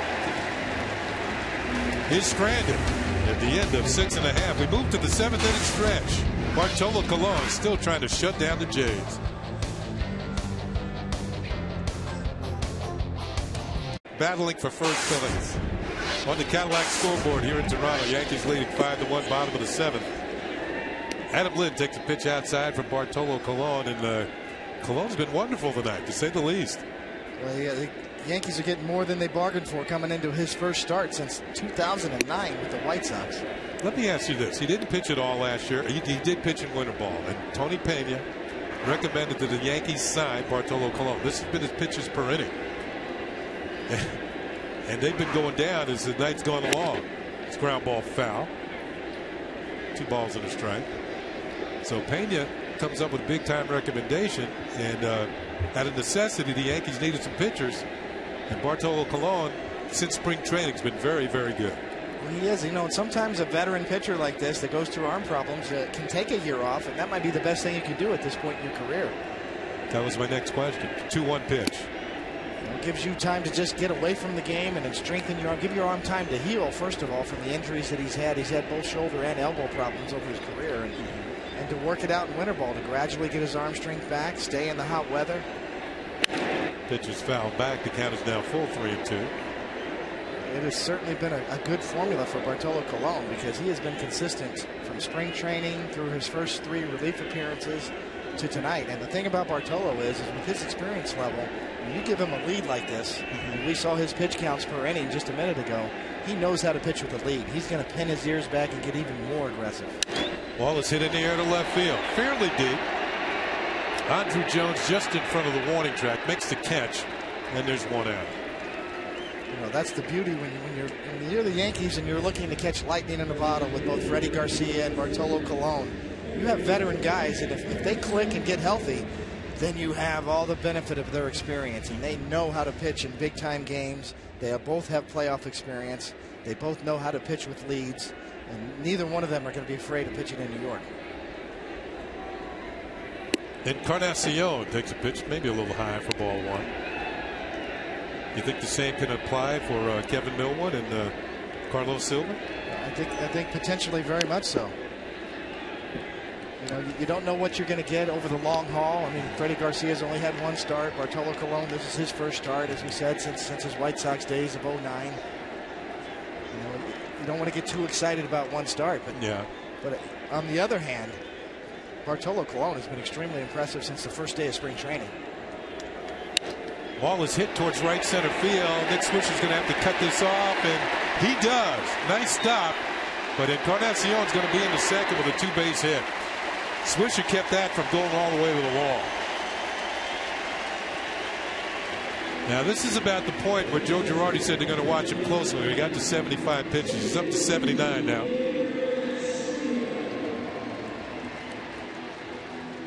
Now in the open, we showed you a graphic on Colon in spring training, and he was just tremendous. 17 strikeouts, just one walk.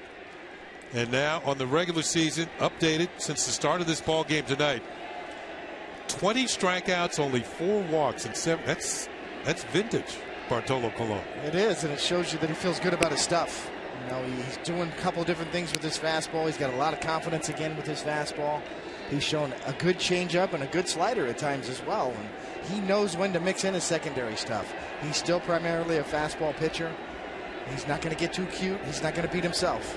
Here's Aaron Sibia, who's homered and struck out. He takes a pitch for a call strike, and it's 1-1. Does it make you wish you'd taken a year off towards the end of your career? You know, it sort of worked for Pedro Martinez there for taking a year off. Sometimes it's the best thing you can do for a pitcher late in your career, especially coming off of arm problems. And all that wear and tear over the many seasons of pitching in the major leagues. That pitch is in there for 94 miles an hour. Still a lot of pop left there.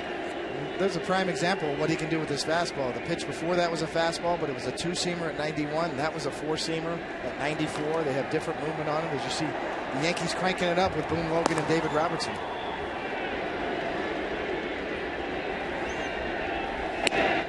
Tried to add a little extra there and missed. 2 balls and 2 strikes. One thing about Bartolo Colon and his mechanics are they're very simple. It's a very simple delivery. There's less moving parts, and he always gets his tremendous weight going towards home plate. You hardly ever see him fall off to first base. And he uses every bit of his 260+ pounds moving towards home plate. Ball is popped up down the right field side. Looks like this is going to make the seats. It does. And Teixeira had a long run and came up empty. A lot of fastball or hard throwers. If you think back, Yankee fans, to Goose Gossage, who used to fly off the mound and kind of end up closer to first base. Bartolo Colon's biggest strength in his mechanics are the way he finishes. You watch him and the way he finishes his pitches. His leverage is so good. He never falls off the mound. Everything is moving directly in a straight line towards home plate. Pitching downhill. Downhill, and all of his leverage is moving in the right direction. Just missed the outside corner. Count is now full of 3-2. You see the side. This is what you want. You see a simple delivery, a simple leg kick, a plant, and right there, just a finish up. You know, there's no falling off the mound. There's no wasted leverage. Here's the 3-2 pitch, and it's high for ball 4. That's just the second walk allowed by Colon. His first one came way back in the first inning. Let's see how long Joe Girardi stays with him. Doesn't want to open the door for these Blue Jays who proved last night they can rally. You know, it's not just about pitch count. You know, today's game is so enamored with pitch counts, 86 pitches. It's about getting up and down 6 or 7 times too. You know, that's the other side of it as well. Joe Girardi coming out to the mound on the trot. Now this might signal that he's not quite ready to take him out. Maybe he's just going to talk it over with Colon here. Blue Jays have 2 runners on with 1 out here in the bottom of the 7th inning. Now usually a manager takes that long walk to the mound when he's going to bring somebody out. Look like he wants to talk things over with the infielders. And a quick check to Bartolo to say, are you okay? You're still fine. And Bartolo was quick to respond, saying, yes, I'm okay. again, it's not just about the 86 pitches. It's about sitting down 6 times. You get through an inning, you end the half inning. Getting up and down takes its time, takes its toll. Warming up again. You know? Warming up again, cooling down again. It's not just about the total pitch count. Here's Travis Snyder, who has struck out twice. And the first pitch is outside, ball 1. As you see, for the first time in the game, Bartolo looks like he's starting to push the ball just a little bit.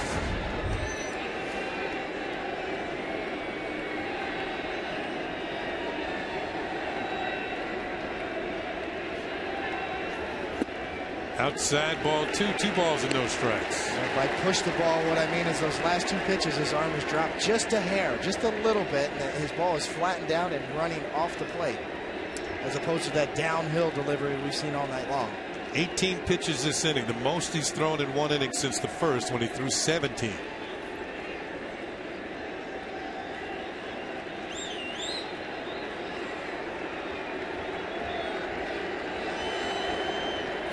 Ball's hit hard over Cano into right field for a base hit. Swisher comes up with it. They're going to hold Encarnacion at third. And there goes the runner from first. Aaron Sibia is at third base. 2 men on third. And it's going to be Aaron Sibia who is called out. The base belongs to Encarnacion.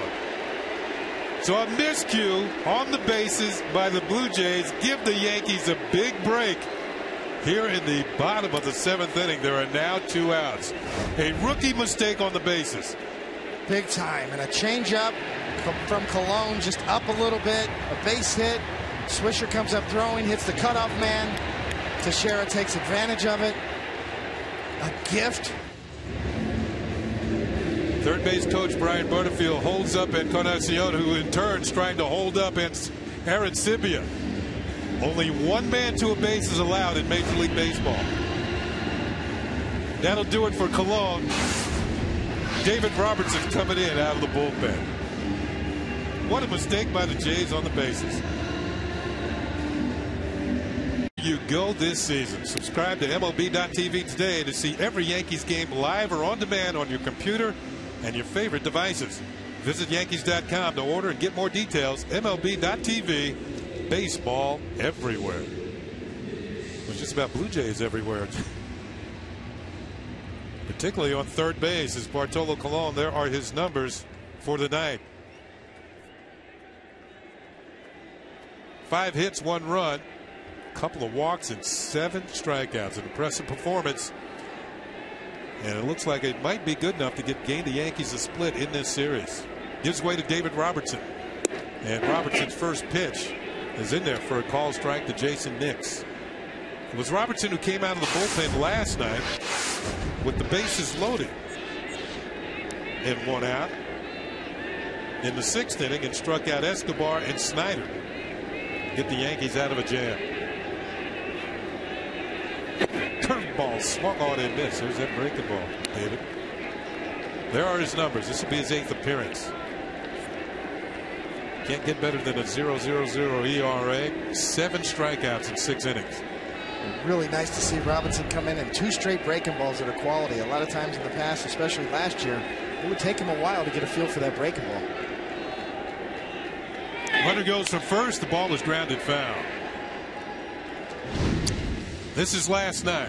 Robertson on the mound with the bases loaded and 1 out. Joe Girardi calls him in the ball game. Little cutter strikes out Escobar.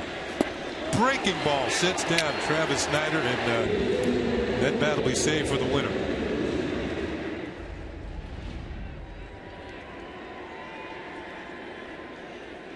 And now into another tough jam. 1st and 3rd with 2 outs.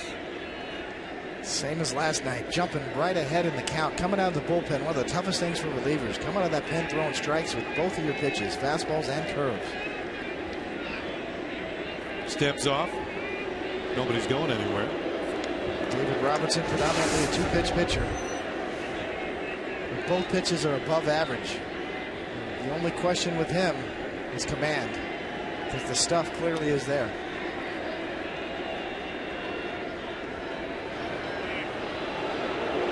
First to third move. That's one way to combat a team that runs a lot. Doesn't work very often, but every once in a while you catch lightning in a bottle.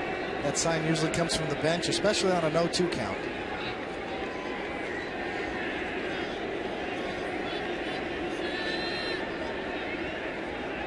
Runner doesn't go, and the pitch is on the way, and it's grounded just underneath the leaping Encarnacion.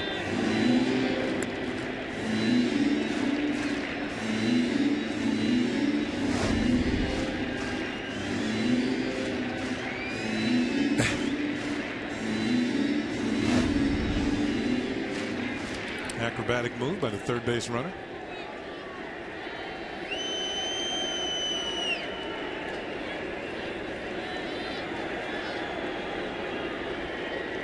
Snyder goes.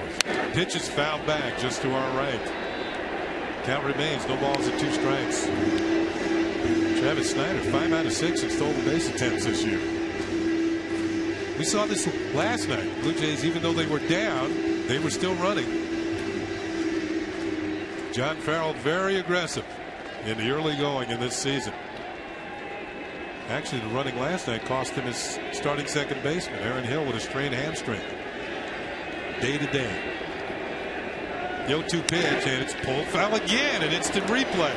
Encarnacion jumps out of the way. He's turned it into jumping jack flash, isn't he? Yeah. Tell you what, these are 2 curveballs on 0-2 pitches that Robinson's got away with. He got a pyre that time. Right through the wickets again. Russell Martin out to talk to David Robinson and say, you know, you got an 0-2 count here. If you're going to throw a breaking ball or his nasty curveball, you got to get it down and off the plate. You can't leave it on the inner half of the plate. He's really gotten away with 2 of them here in this sequence.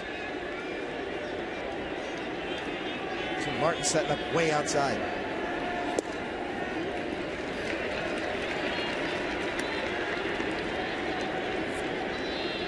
One of the last things to come for a young pitcher with good stuff is how to work the count, how to just miss with your nastiest pitches, how to make them look like strikes and make sure that they're out of the strike zone. Now, when did it start coming for you that you started to learn that? It took me probably 3 or 4 years to really learn how to do that well, to have the command and the confidence to tease the hitters. To tease the hitters, yeah. Especially when you're ahead in the count. 0-2, 1-2.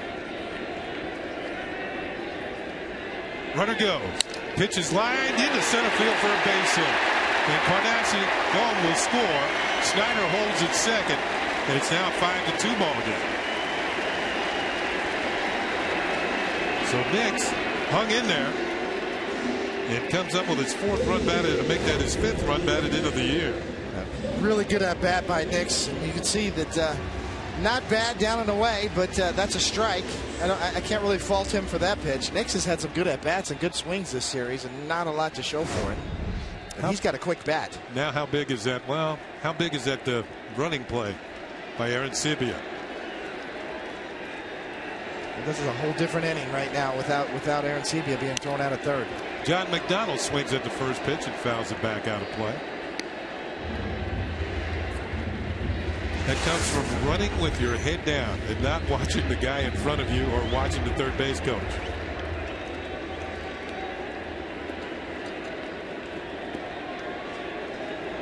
And on the Yankees' part, it works because Nick Swisher kept the ball down and was able to be cut by Mark Teixeira, the first baseman.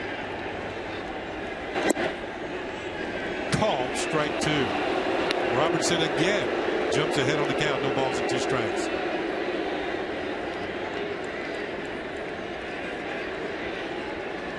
That is a quality curveball right down and away on the black at the knees.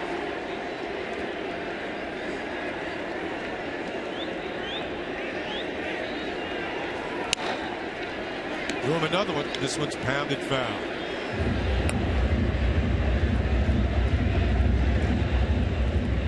We talked about it last night, Kenny. You know, in this situation, especially with not a runner on third base. With that kind of curveball and that kind of break that David Robertson has, if he could drop it right on home plate, throw a couple in the dirt, don't leave it up. You'd be surprised how many strikeouts you can get with breaking balls or off-speed pitches in the dirt right over home plate. There it is, and he pulled it foul. McDonald just got a piece of it, trying to protect with no balls and 2 strikes. He's more willing to chase a ball that's over the plate. This is the right idea, and it could even be lower. You can see it. That's going to reach Russell Martin in the air, even a little bit lower, and he probably gets a strikeout. It's a hard pitch to learn. Not too many pitchers practice it. I used to always practice bouncing, especially in an 0-2 count, bouncing your curveball right on home plate in the bullpen before the game. You hardly ever see pitchers work on that anymore, but it's such an effective pitch when you're ahead in the count. Swing and a miss, strike 3. So Robertson gives up a base hit and a run, but he also strikes out John McDonald. The Blue Jays score. It's on to the 8th. It's 5-2. The Yankees lead it.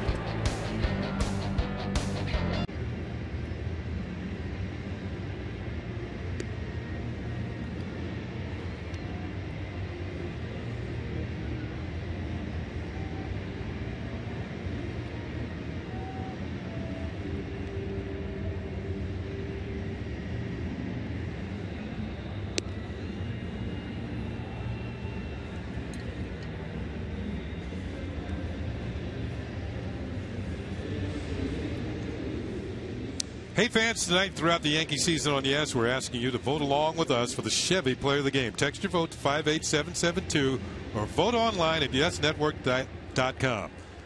Tonight's candidates: Bartolo Colon, Robinson Cano, Mark Teixeira, or Curtis Granderson. New pitcher for the Toronto Blue Jays, former Yankee, Octavio Dotel. And the first batter he faces is Andrew Jones, who cuts and slashes and fouls one off for strike 1. Dotel has been in 5 games. He missed quite a bit of spring training due to injury, but now he's back and working to a 6.75 ERA. Andrew Jones pops one into short left center field. Going back is Escobar, the shortstop, and he'll make the catch for out number 1. Andrew Jones now 0 for 4.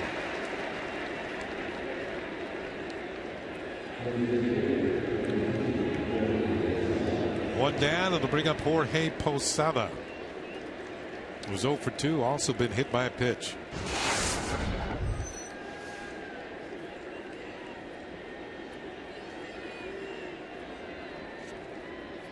So Bartolo Colon, 6 2/3 innings, 2 runs, 5 hits, 7 strikeouts, and 2 walks. Checked swing, and that's a call strike on Posada. Colon threw 89 pitches, 56 of them for strikes.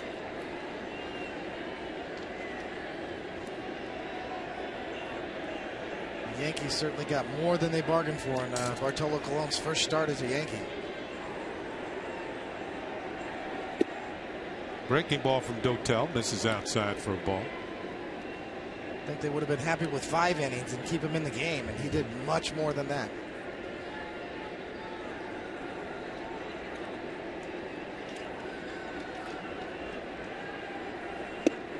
That curve is in there, and it's 1 ball and 2 strikes. Dotel was with the Yankees briefly in 2006, appeared in 14 games. His ERA got up to 10.80. Check swing, and Posada goes around too far and is struck out. Fans, you don't want to miss this. Tonight after the postgame, Brian's song, The Godfather, Rollerball. Hear about them all when Queens native James Caan joins Michael Caine for a new GMC Presents Center Stage. The Oscar-nominated actor discusses his prolific career from his early TV days to today. That's on Center Stage, James Caan, tonight after the postgame, only on Yes. That will leave it up to Russell Martin, who's been on base all 3 times tonight. A couple of singles and a walk. And a breaking ball, just a little bit high for ball 1. But Dotel has been around, hasn't he? And with the Mets, Houston, Oakland, the Yankees, Kansas City. That's upstairs ball 2. I'm not finished. Atlanta, the White Sox, Pittsburgh, the Dodgers, Colorado, and now Toronto. Finally got out of the country.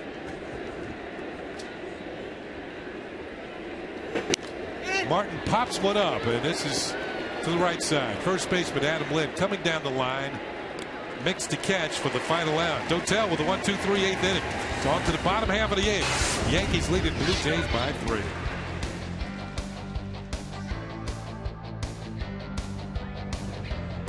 Well, fans, coming up after the final out, catch the WB Mason postgame for highlights, insight, and analysis of this battle with the Blue Jays. Let's get the latest updates from around the league and the team's reaction from the clubhouse. Join Nancy Newman, Kim Jones for the WB Mason postgame. That's only on Yes. How about that? Stay tuned for the Yes postgame report. They left out Nancy and Kim's name, though.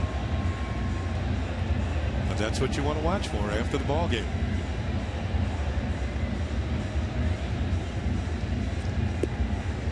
David Robertson remains in the ball game as we go to the bottom of the 8th inning. Yankees still up by 3. And it's the top of the order for the Toronto Blue Jays here in the 8th. It'll be Yunel Escobar, the shortstop, has had a pretty good night. He was 2 for 3. Escobar, who was traded to the Blue Jays last July 14th. He got off very well with his new club. Started out with a 10-game hitting streak. And he also hit .322 against the teams in the Eastern Division. And as I mentioned, he is 2 for 3 tonight. Facing Robertson. And the first pitch of the fastball sails inside for ball 1. Frank Francisco.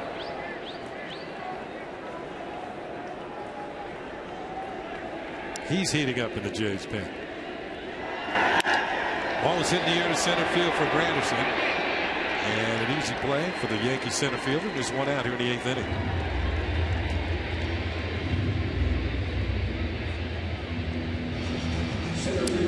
Boone Logan continues to throw in the Yankee pen beyond the right field fence. Kind of interesting to see how manager Joe Girardi plays this after running Robinson out for the 8th inning as opposed to Soriano, and see who's going to close in potential save situation in the 9th with the Yankees in a 3-run lead. Corey Patterson taking all the way, and it's in there for a strike.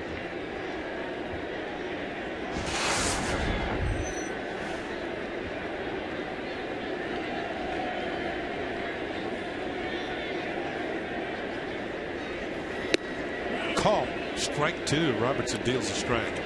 Robertson throwing very well 2 nights in a row here. So Mariano threw a lot of pitches in the 9th inning last night. It'd be interesting to see who Joe Girardi chooses for the 9th inning tonight. Fouled at the plate. Count remains. No balls and 2 strikes. Pushing Robinson into the 8th inning might be a tip. Might tell you that Joe Girardi might be going to Soriano in the 9th.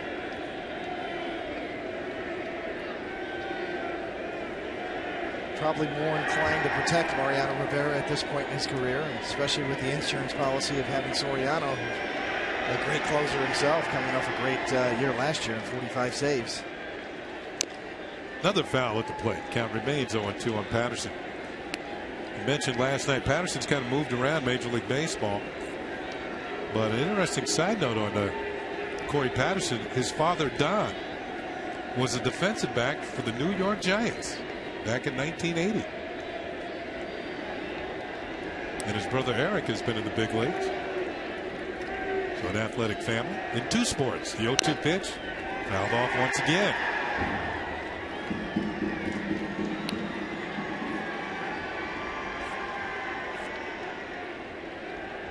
Mariano threw 25 pitches last night, and that might enter into the decision as who pitches the 9th inning.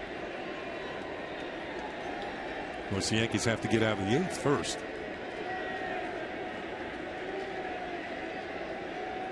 The 0-2 pitch to Patterson. He swings and pulls another one foul.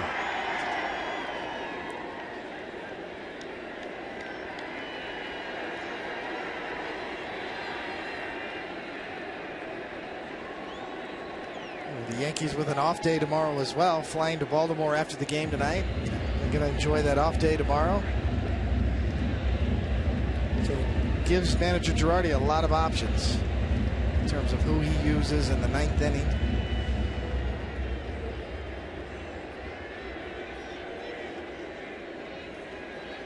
Yankees holding on to a 3-run lead with 1 out here in the 8th. Patterson swings and misses strike 3. Went upstairs, climbed the ladder. And Patterson is the second strikeout for David Robertson. Well, Kenny, this is what we've been talking about. Not only the curveball in the dirt over home plate, but the fastball right over the heart of plate, but up and out and above the strike zone. Very effective for strikeout type pitches. And David Robertson can really manipulate those two zones.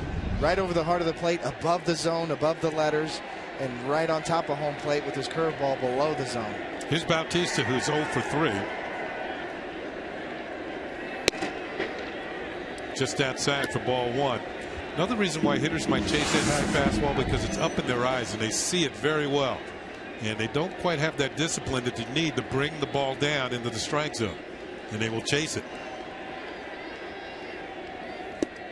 It's a perfect combination for a guy with a really quality curveball, a true curveball. The high fastball sets up the curveball. A little different if you were a sinker slider type pitcher. You're more in and out off the plate. But David Robertson's a true strikeout pitcher, up and down. He can work those two zones. Foul ball. A ball and 2 strikes on Bautista.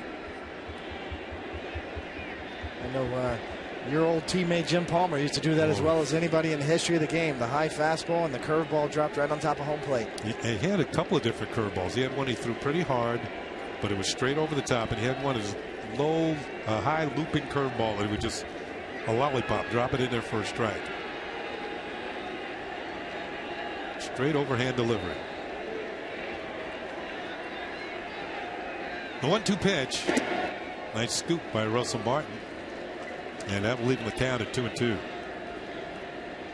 Bautista's grounded out, struck out, it popped out. See the big change in Bautista's style, going to 54 home runs in that power surge, as we talked about in the scouting report earlier, is that big leg kick and getting it started sooner, getting his load started sooner right now when the pitcher breaks. Bouncing ball foul beyond third, and Alex Rodriguez.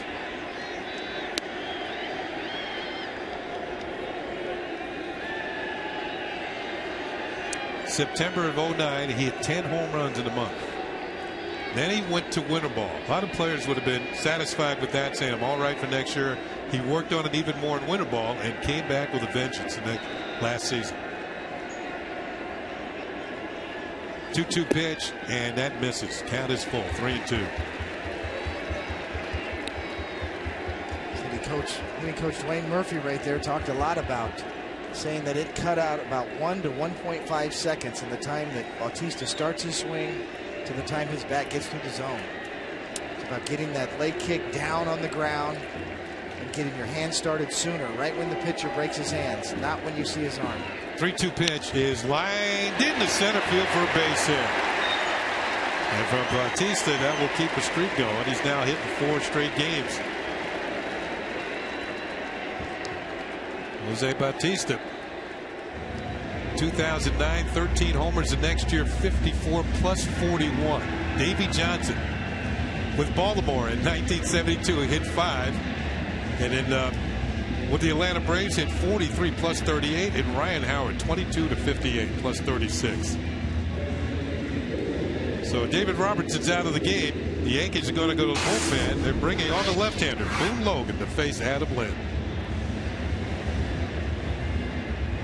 Baseball on Yes is brought to you in part by Volvo.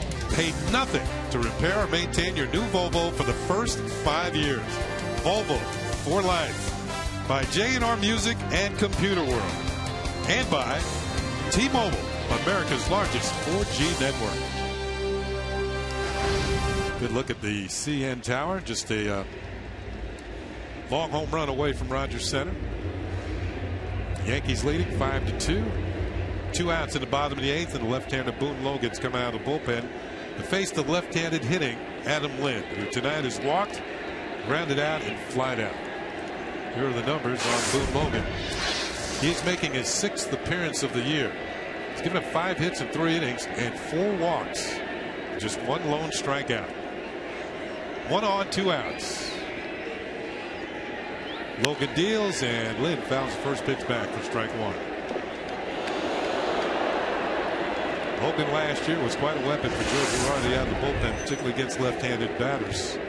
This year, not quite as sharp in the early going. Not quite as sharp, but much more important now that Pedro Feliciano, the big acquisition, the lefty from the Mets that was signed in the offseason, may be out for the year with shoulder problems. The 0-1 pitch, and look out, it moves Lynn back off the plate. Although Feliciano opted not to have surgery on his injured shoulder. And trying to rehab it. He's going to try to rehab it, but there's no guarantees you're going to see him. So that leaves Boone Logan as the main lefty for the Yankees so far.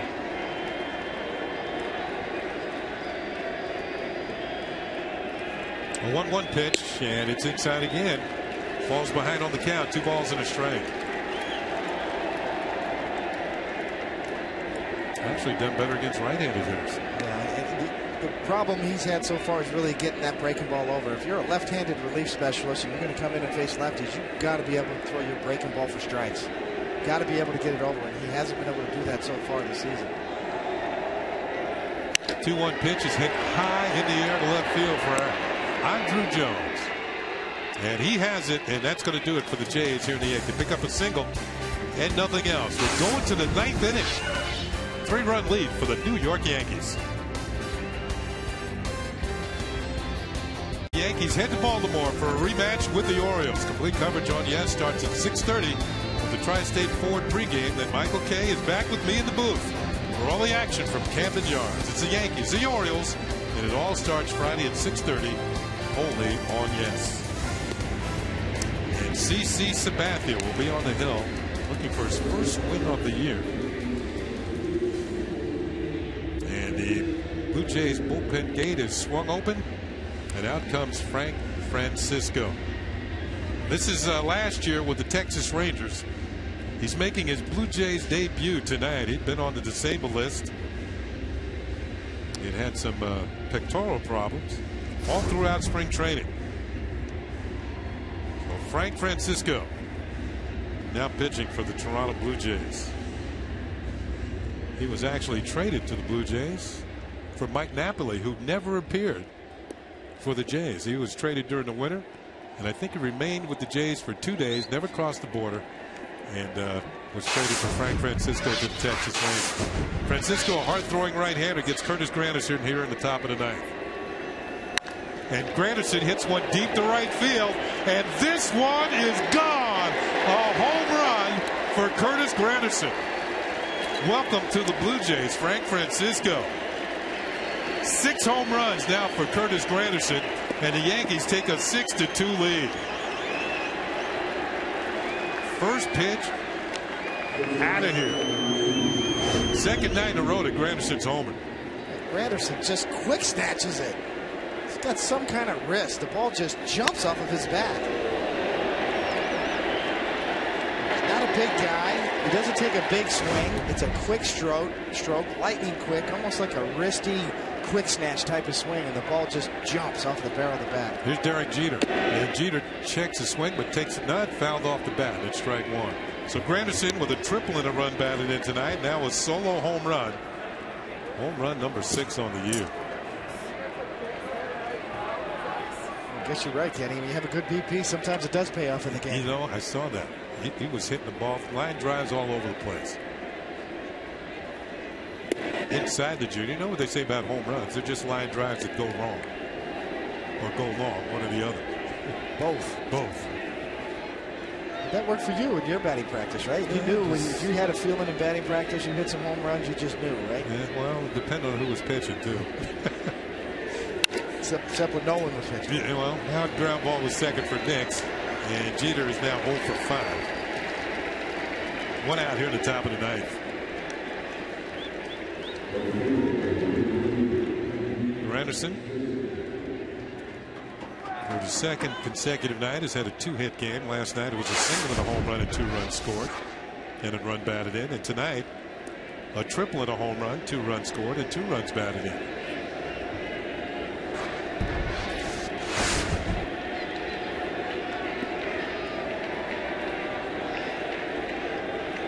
Here's Nick Swisher, who is 1 for 3 and a couple of runs scored, and he takes 1 low for ball 1. Back in 2009, Frank Francisco was the closer for a while for the Texas Rangers. He had 25 saves. That was before Neftali Feliz showed up, became Rookie of the Year. So Francisco became expendable. It ends up here in Toronto. The Blue Jays had him slotted for the closer's role, but because of his injury, they're going to work him back in a little slower. Get a look at him and make sure that he's okay for that role. Swisher takes ball 3. 3 balls and no strikes. You're right. That was a quick stroke by Granderson. I like this one. Yes, it is amazing how the ball just really jumps off of his bat.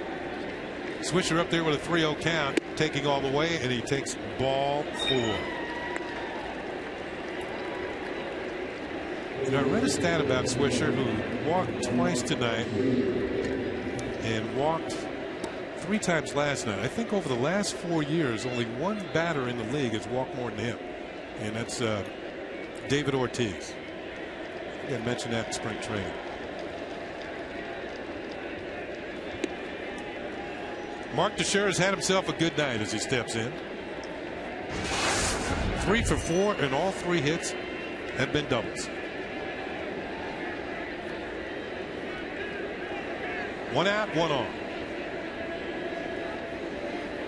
And that's in the dirt. Good scoop by the rookie Arancibia.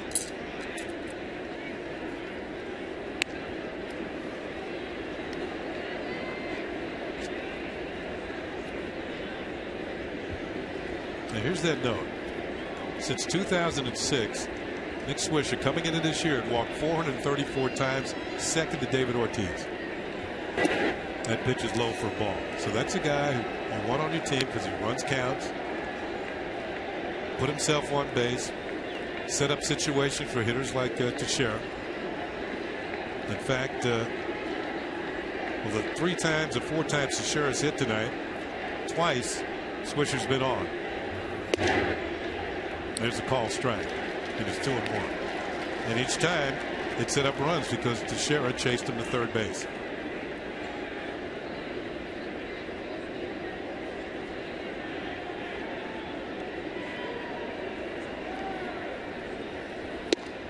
That is high, and it's 3 balls and a strike. Lance Pendleton, who's made his debut at Yankee Stadium last week and was excellent. Faced 9 batters, retired them all.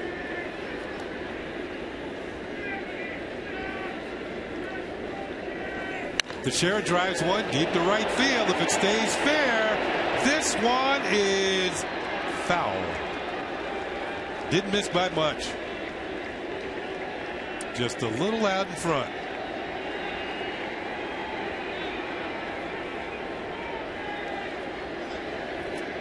And there's a young man who ended up with the ball.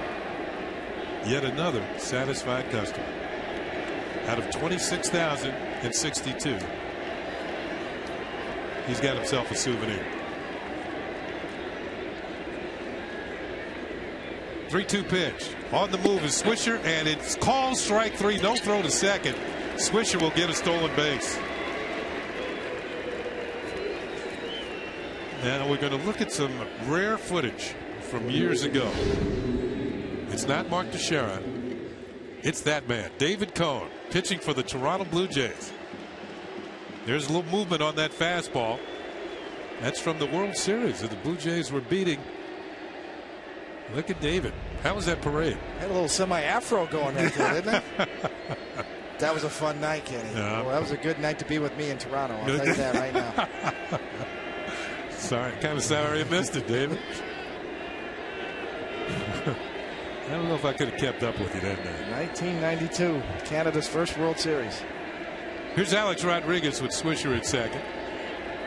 And it's outside ball 1. By the way, that was Swisher's first stolen base of the season. A good night to be with you.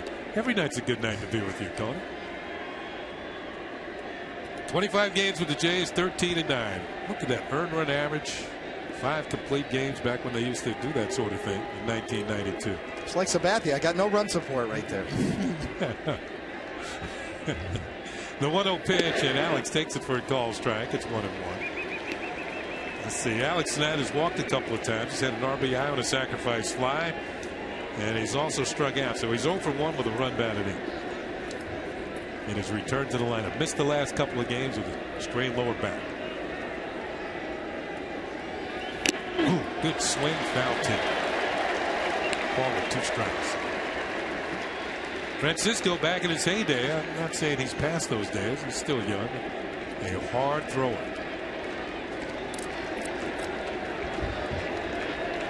Always thought his fastball was a little straight, though.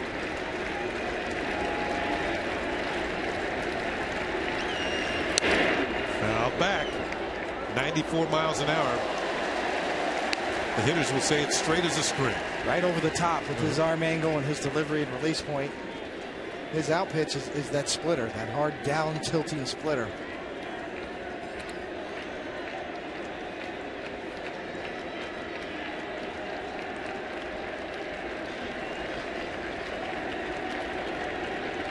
Yankees lead by 4 here in the top of the 9th inning. Trying to work on a split of this series, gain some momentum on the way to Baltimore. Bouncing ball foul. When you win on getaway day, makes for a better plane ride.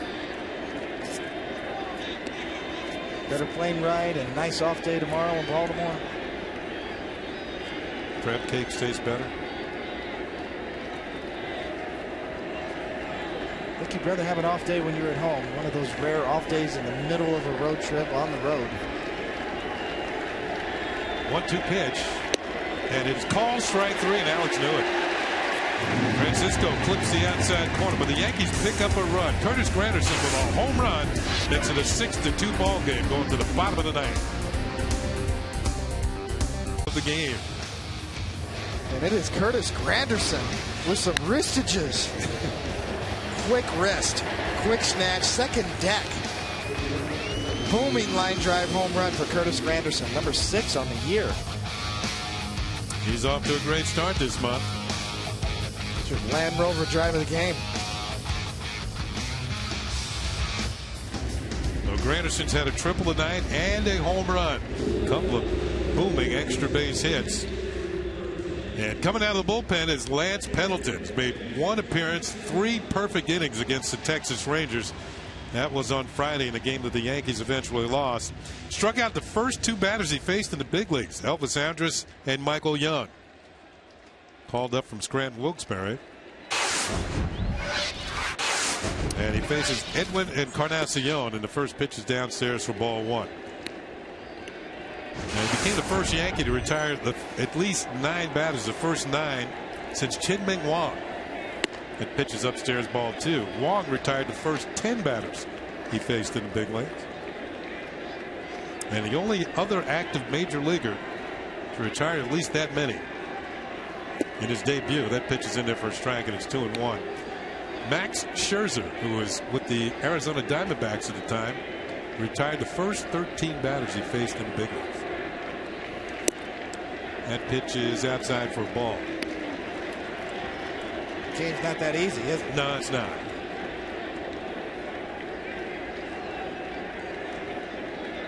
The 3-1 pitch is high for ball 4, and the streak's over. Pendleton walks Encarnacion to start the bottom of the 9th. You see Rafael Soriano and Hector Noesi is going to be backing up Pendleton here. It is now a safe situation.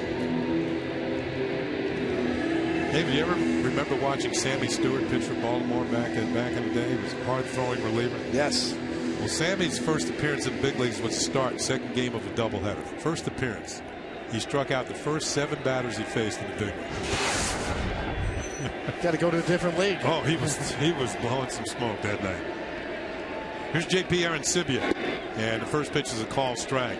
In fact, after the 6th inning, after the 2nd inning, after striking out the first 2 batters, he came back to the dugout, and Brooks Robinson said to him, "Now, Sammy, don't be mad if you don't strike everybody out."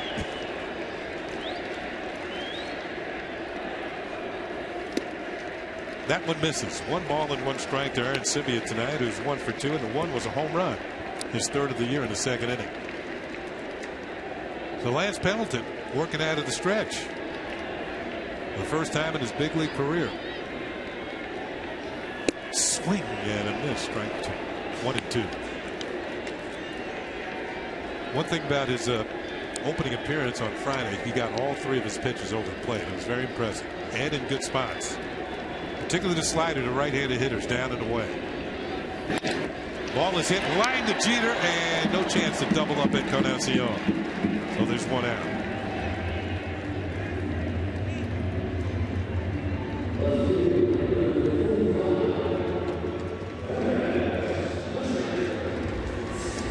Travis Snyder will come to the plate.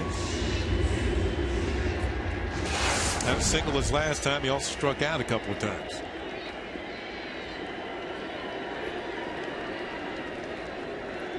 One on, 1 out. Yankees up by 4 here tonight, trying to close it out. First pitch drops in there for a call strike.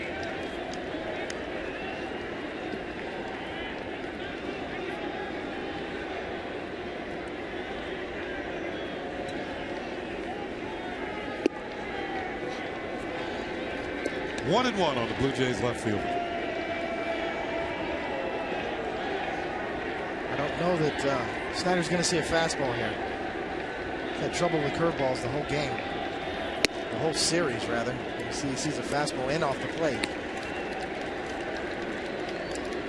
You know, I think watching him hit, he likes the ball down.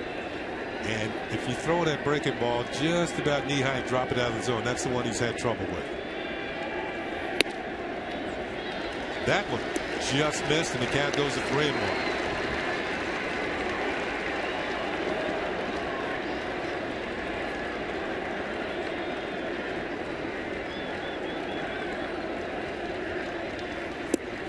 And it's ball 4. And that might be Pendleton's last man. We'll see what Joe Girardi's thinking. No, excuse me, it was a call strike. Fans were booing. Looked like Snyder was headed to first base. Instead, it's 3-2. Fouls it off. Well, let's see that pitch again. Snyder thought it was low.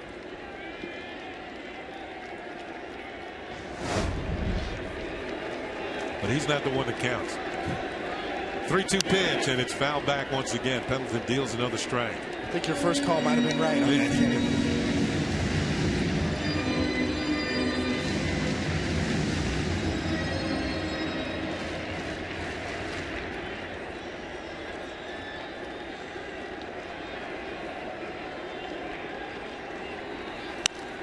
Another pitch fouled off. Dealing strike after strike, 89 miles an hour, not really overpowering. Every once in a while touches 91.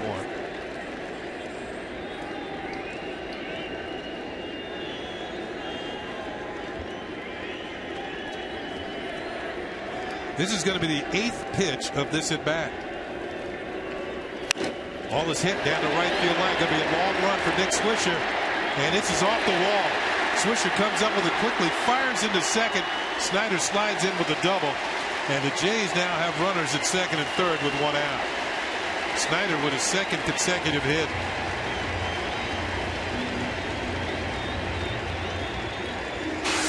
Joe Girardi going to go to the pen. Yankees up by 4, but in trouble in the 9th.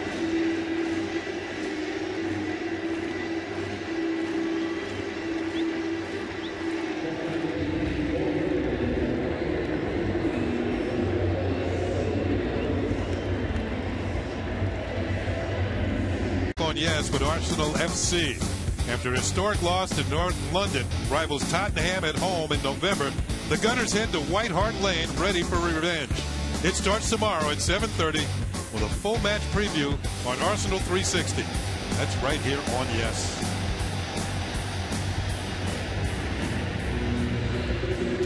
Pendleton out of the ball game. He got 1 out, but he leaves 2 men on.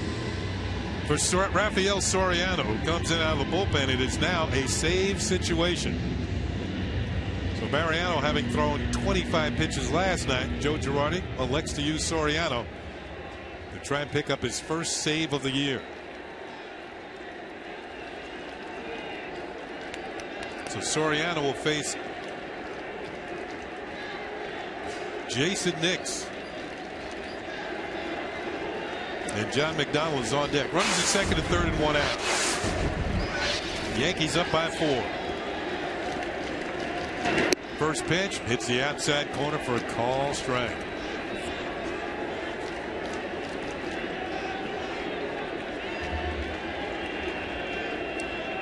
There it is. The American League save leader last year was none other than Rafael Soriano with 405, just ahead of Joakim Soria. Ooh.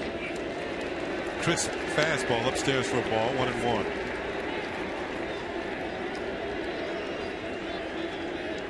This is not the way Joe Girardi had the 9th inning laid out. Tried to sneak Pendleton out there and save both Soriano and Mariano Rivera. And now you've got a little bit of danger, and the Blue Jays threatening for the second night in a row to make a big comeback in the 9th inning. Outside ball, 2 balls in a strike. Nix tonight is 1 for 3. Got a base hit and a run batted in his last time up.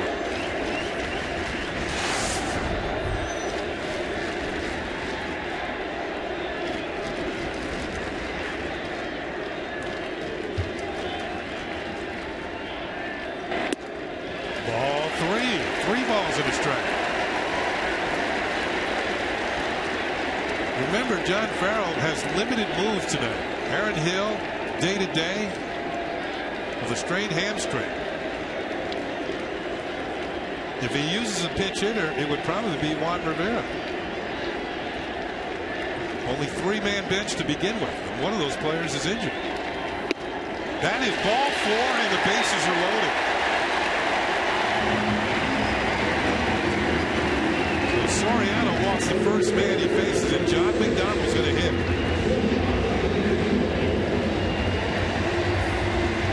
Jays bring the tying run to the plate. McDonald tonight is flied to center.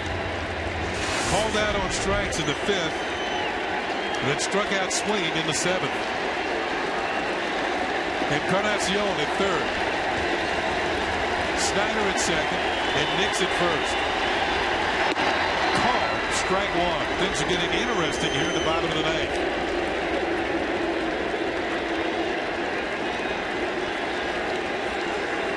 Infield, the double play down.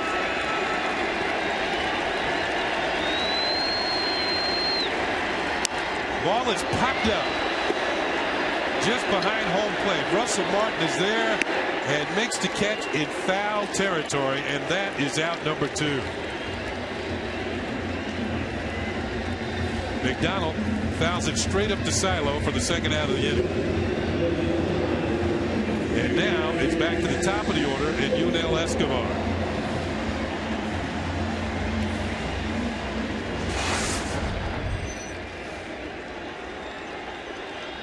Yunel's been hot on the year, 328. He's 2 for 4 tonight, 2 singles.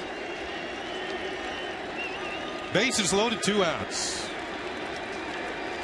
Blue Jays down to their last out. Breaking ball hits the inside corner for call strike 1.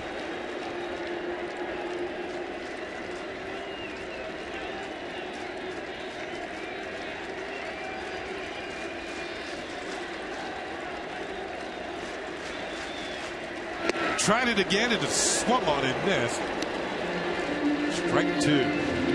Soriano quickly jumps ahead of Escobar. Jays down to their last strike.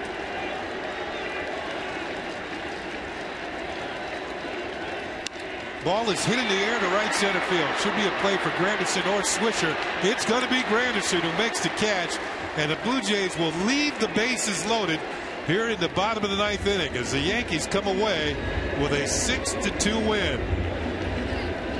So Curtis Granderson had a big night tonight, and fans, you want to stick around for the post-game show to find out who's tonight's Chevy player of the game. That might be a clue. So the Yankees celebrate and get a split of the 2-game series. Rafael Soriano picks up his first save of the year. Joe Girardi, Yankee manager, going with him because he had threw less pitches in last night's ball game than Mariano Rivera. So the Yankees win 6-2 tonight. They come back after a tough loss last night here at Rogers Center. And they'll have an off day tomorrow to celebrate at Baltimore their victory tonight, and then they start to take on the Orioles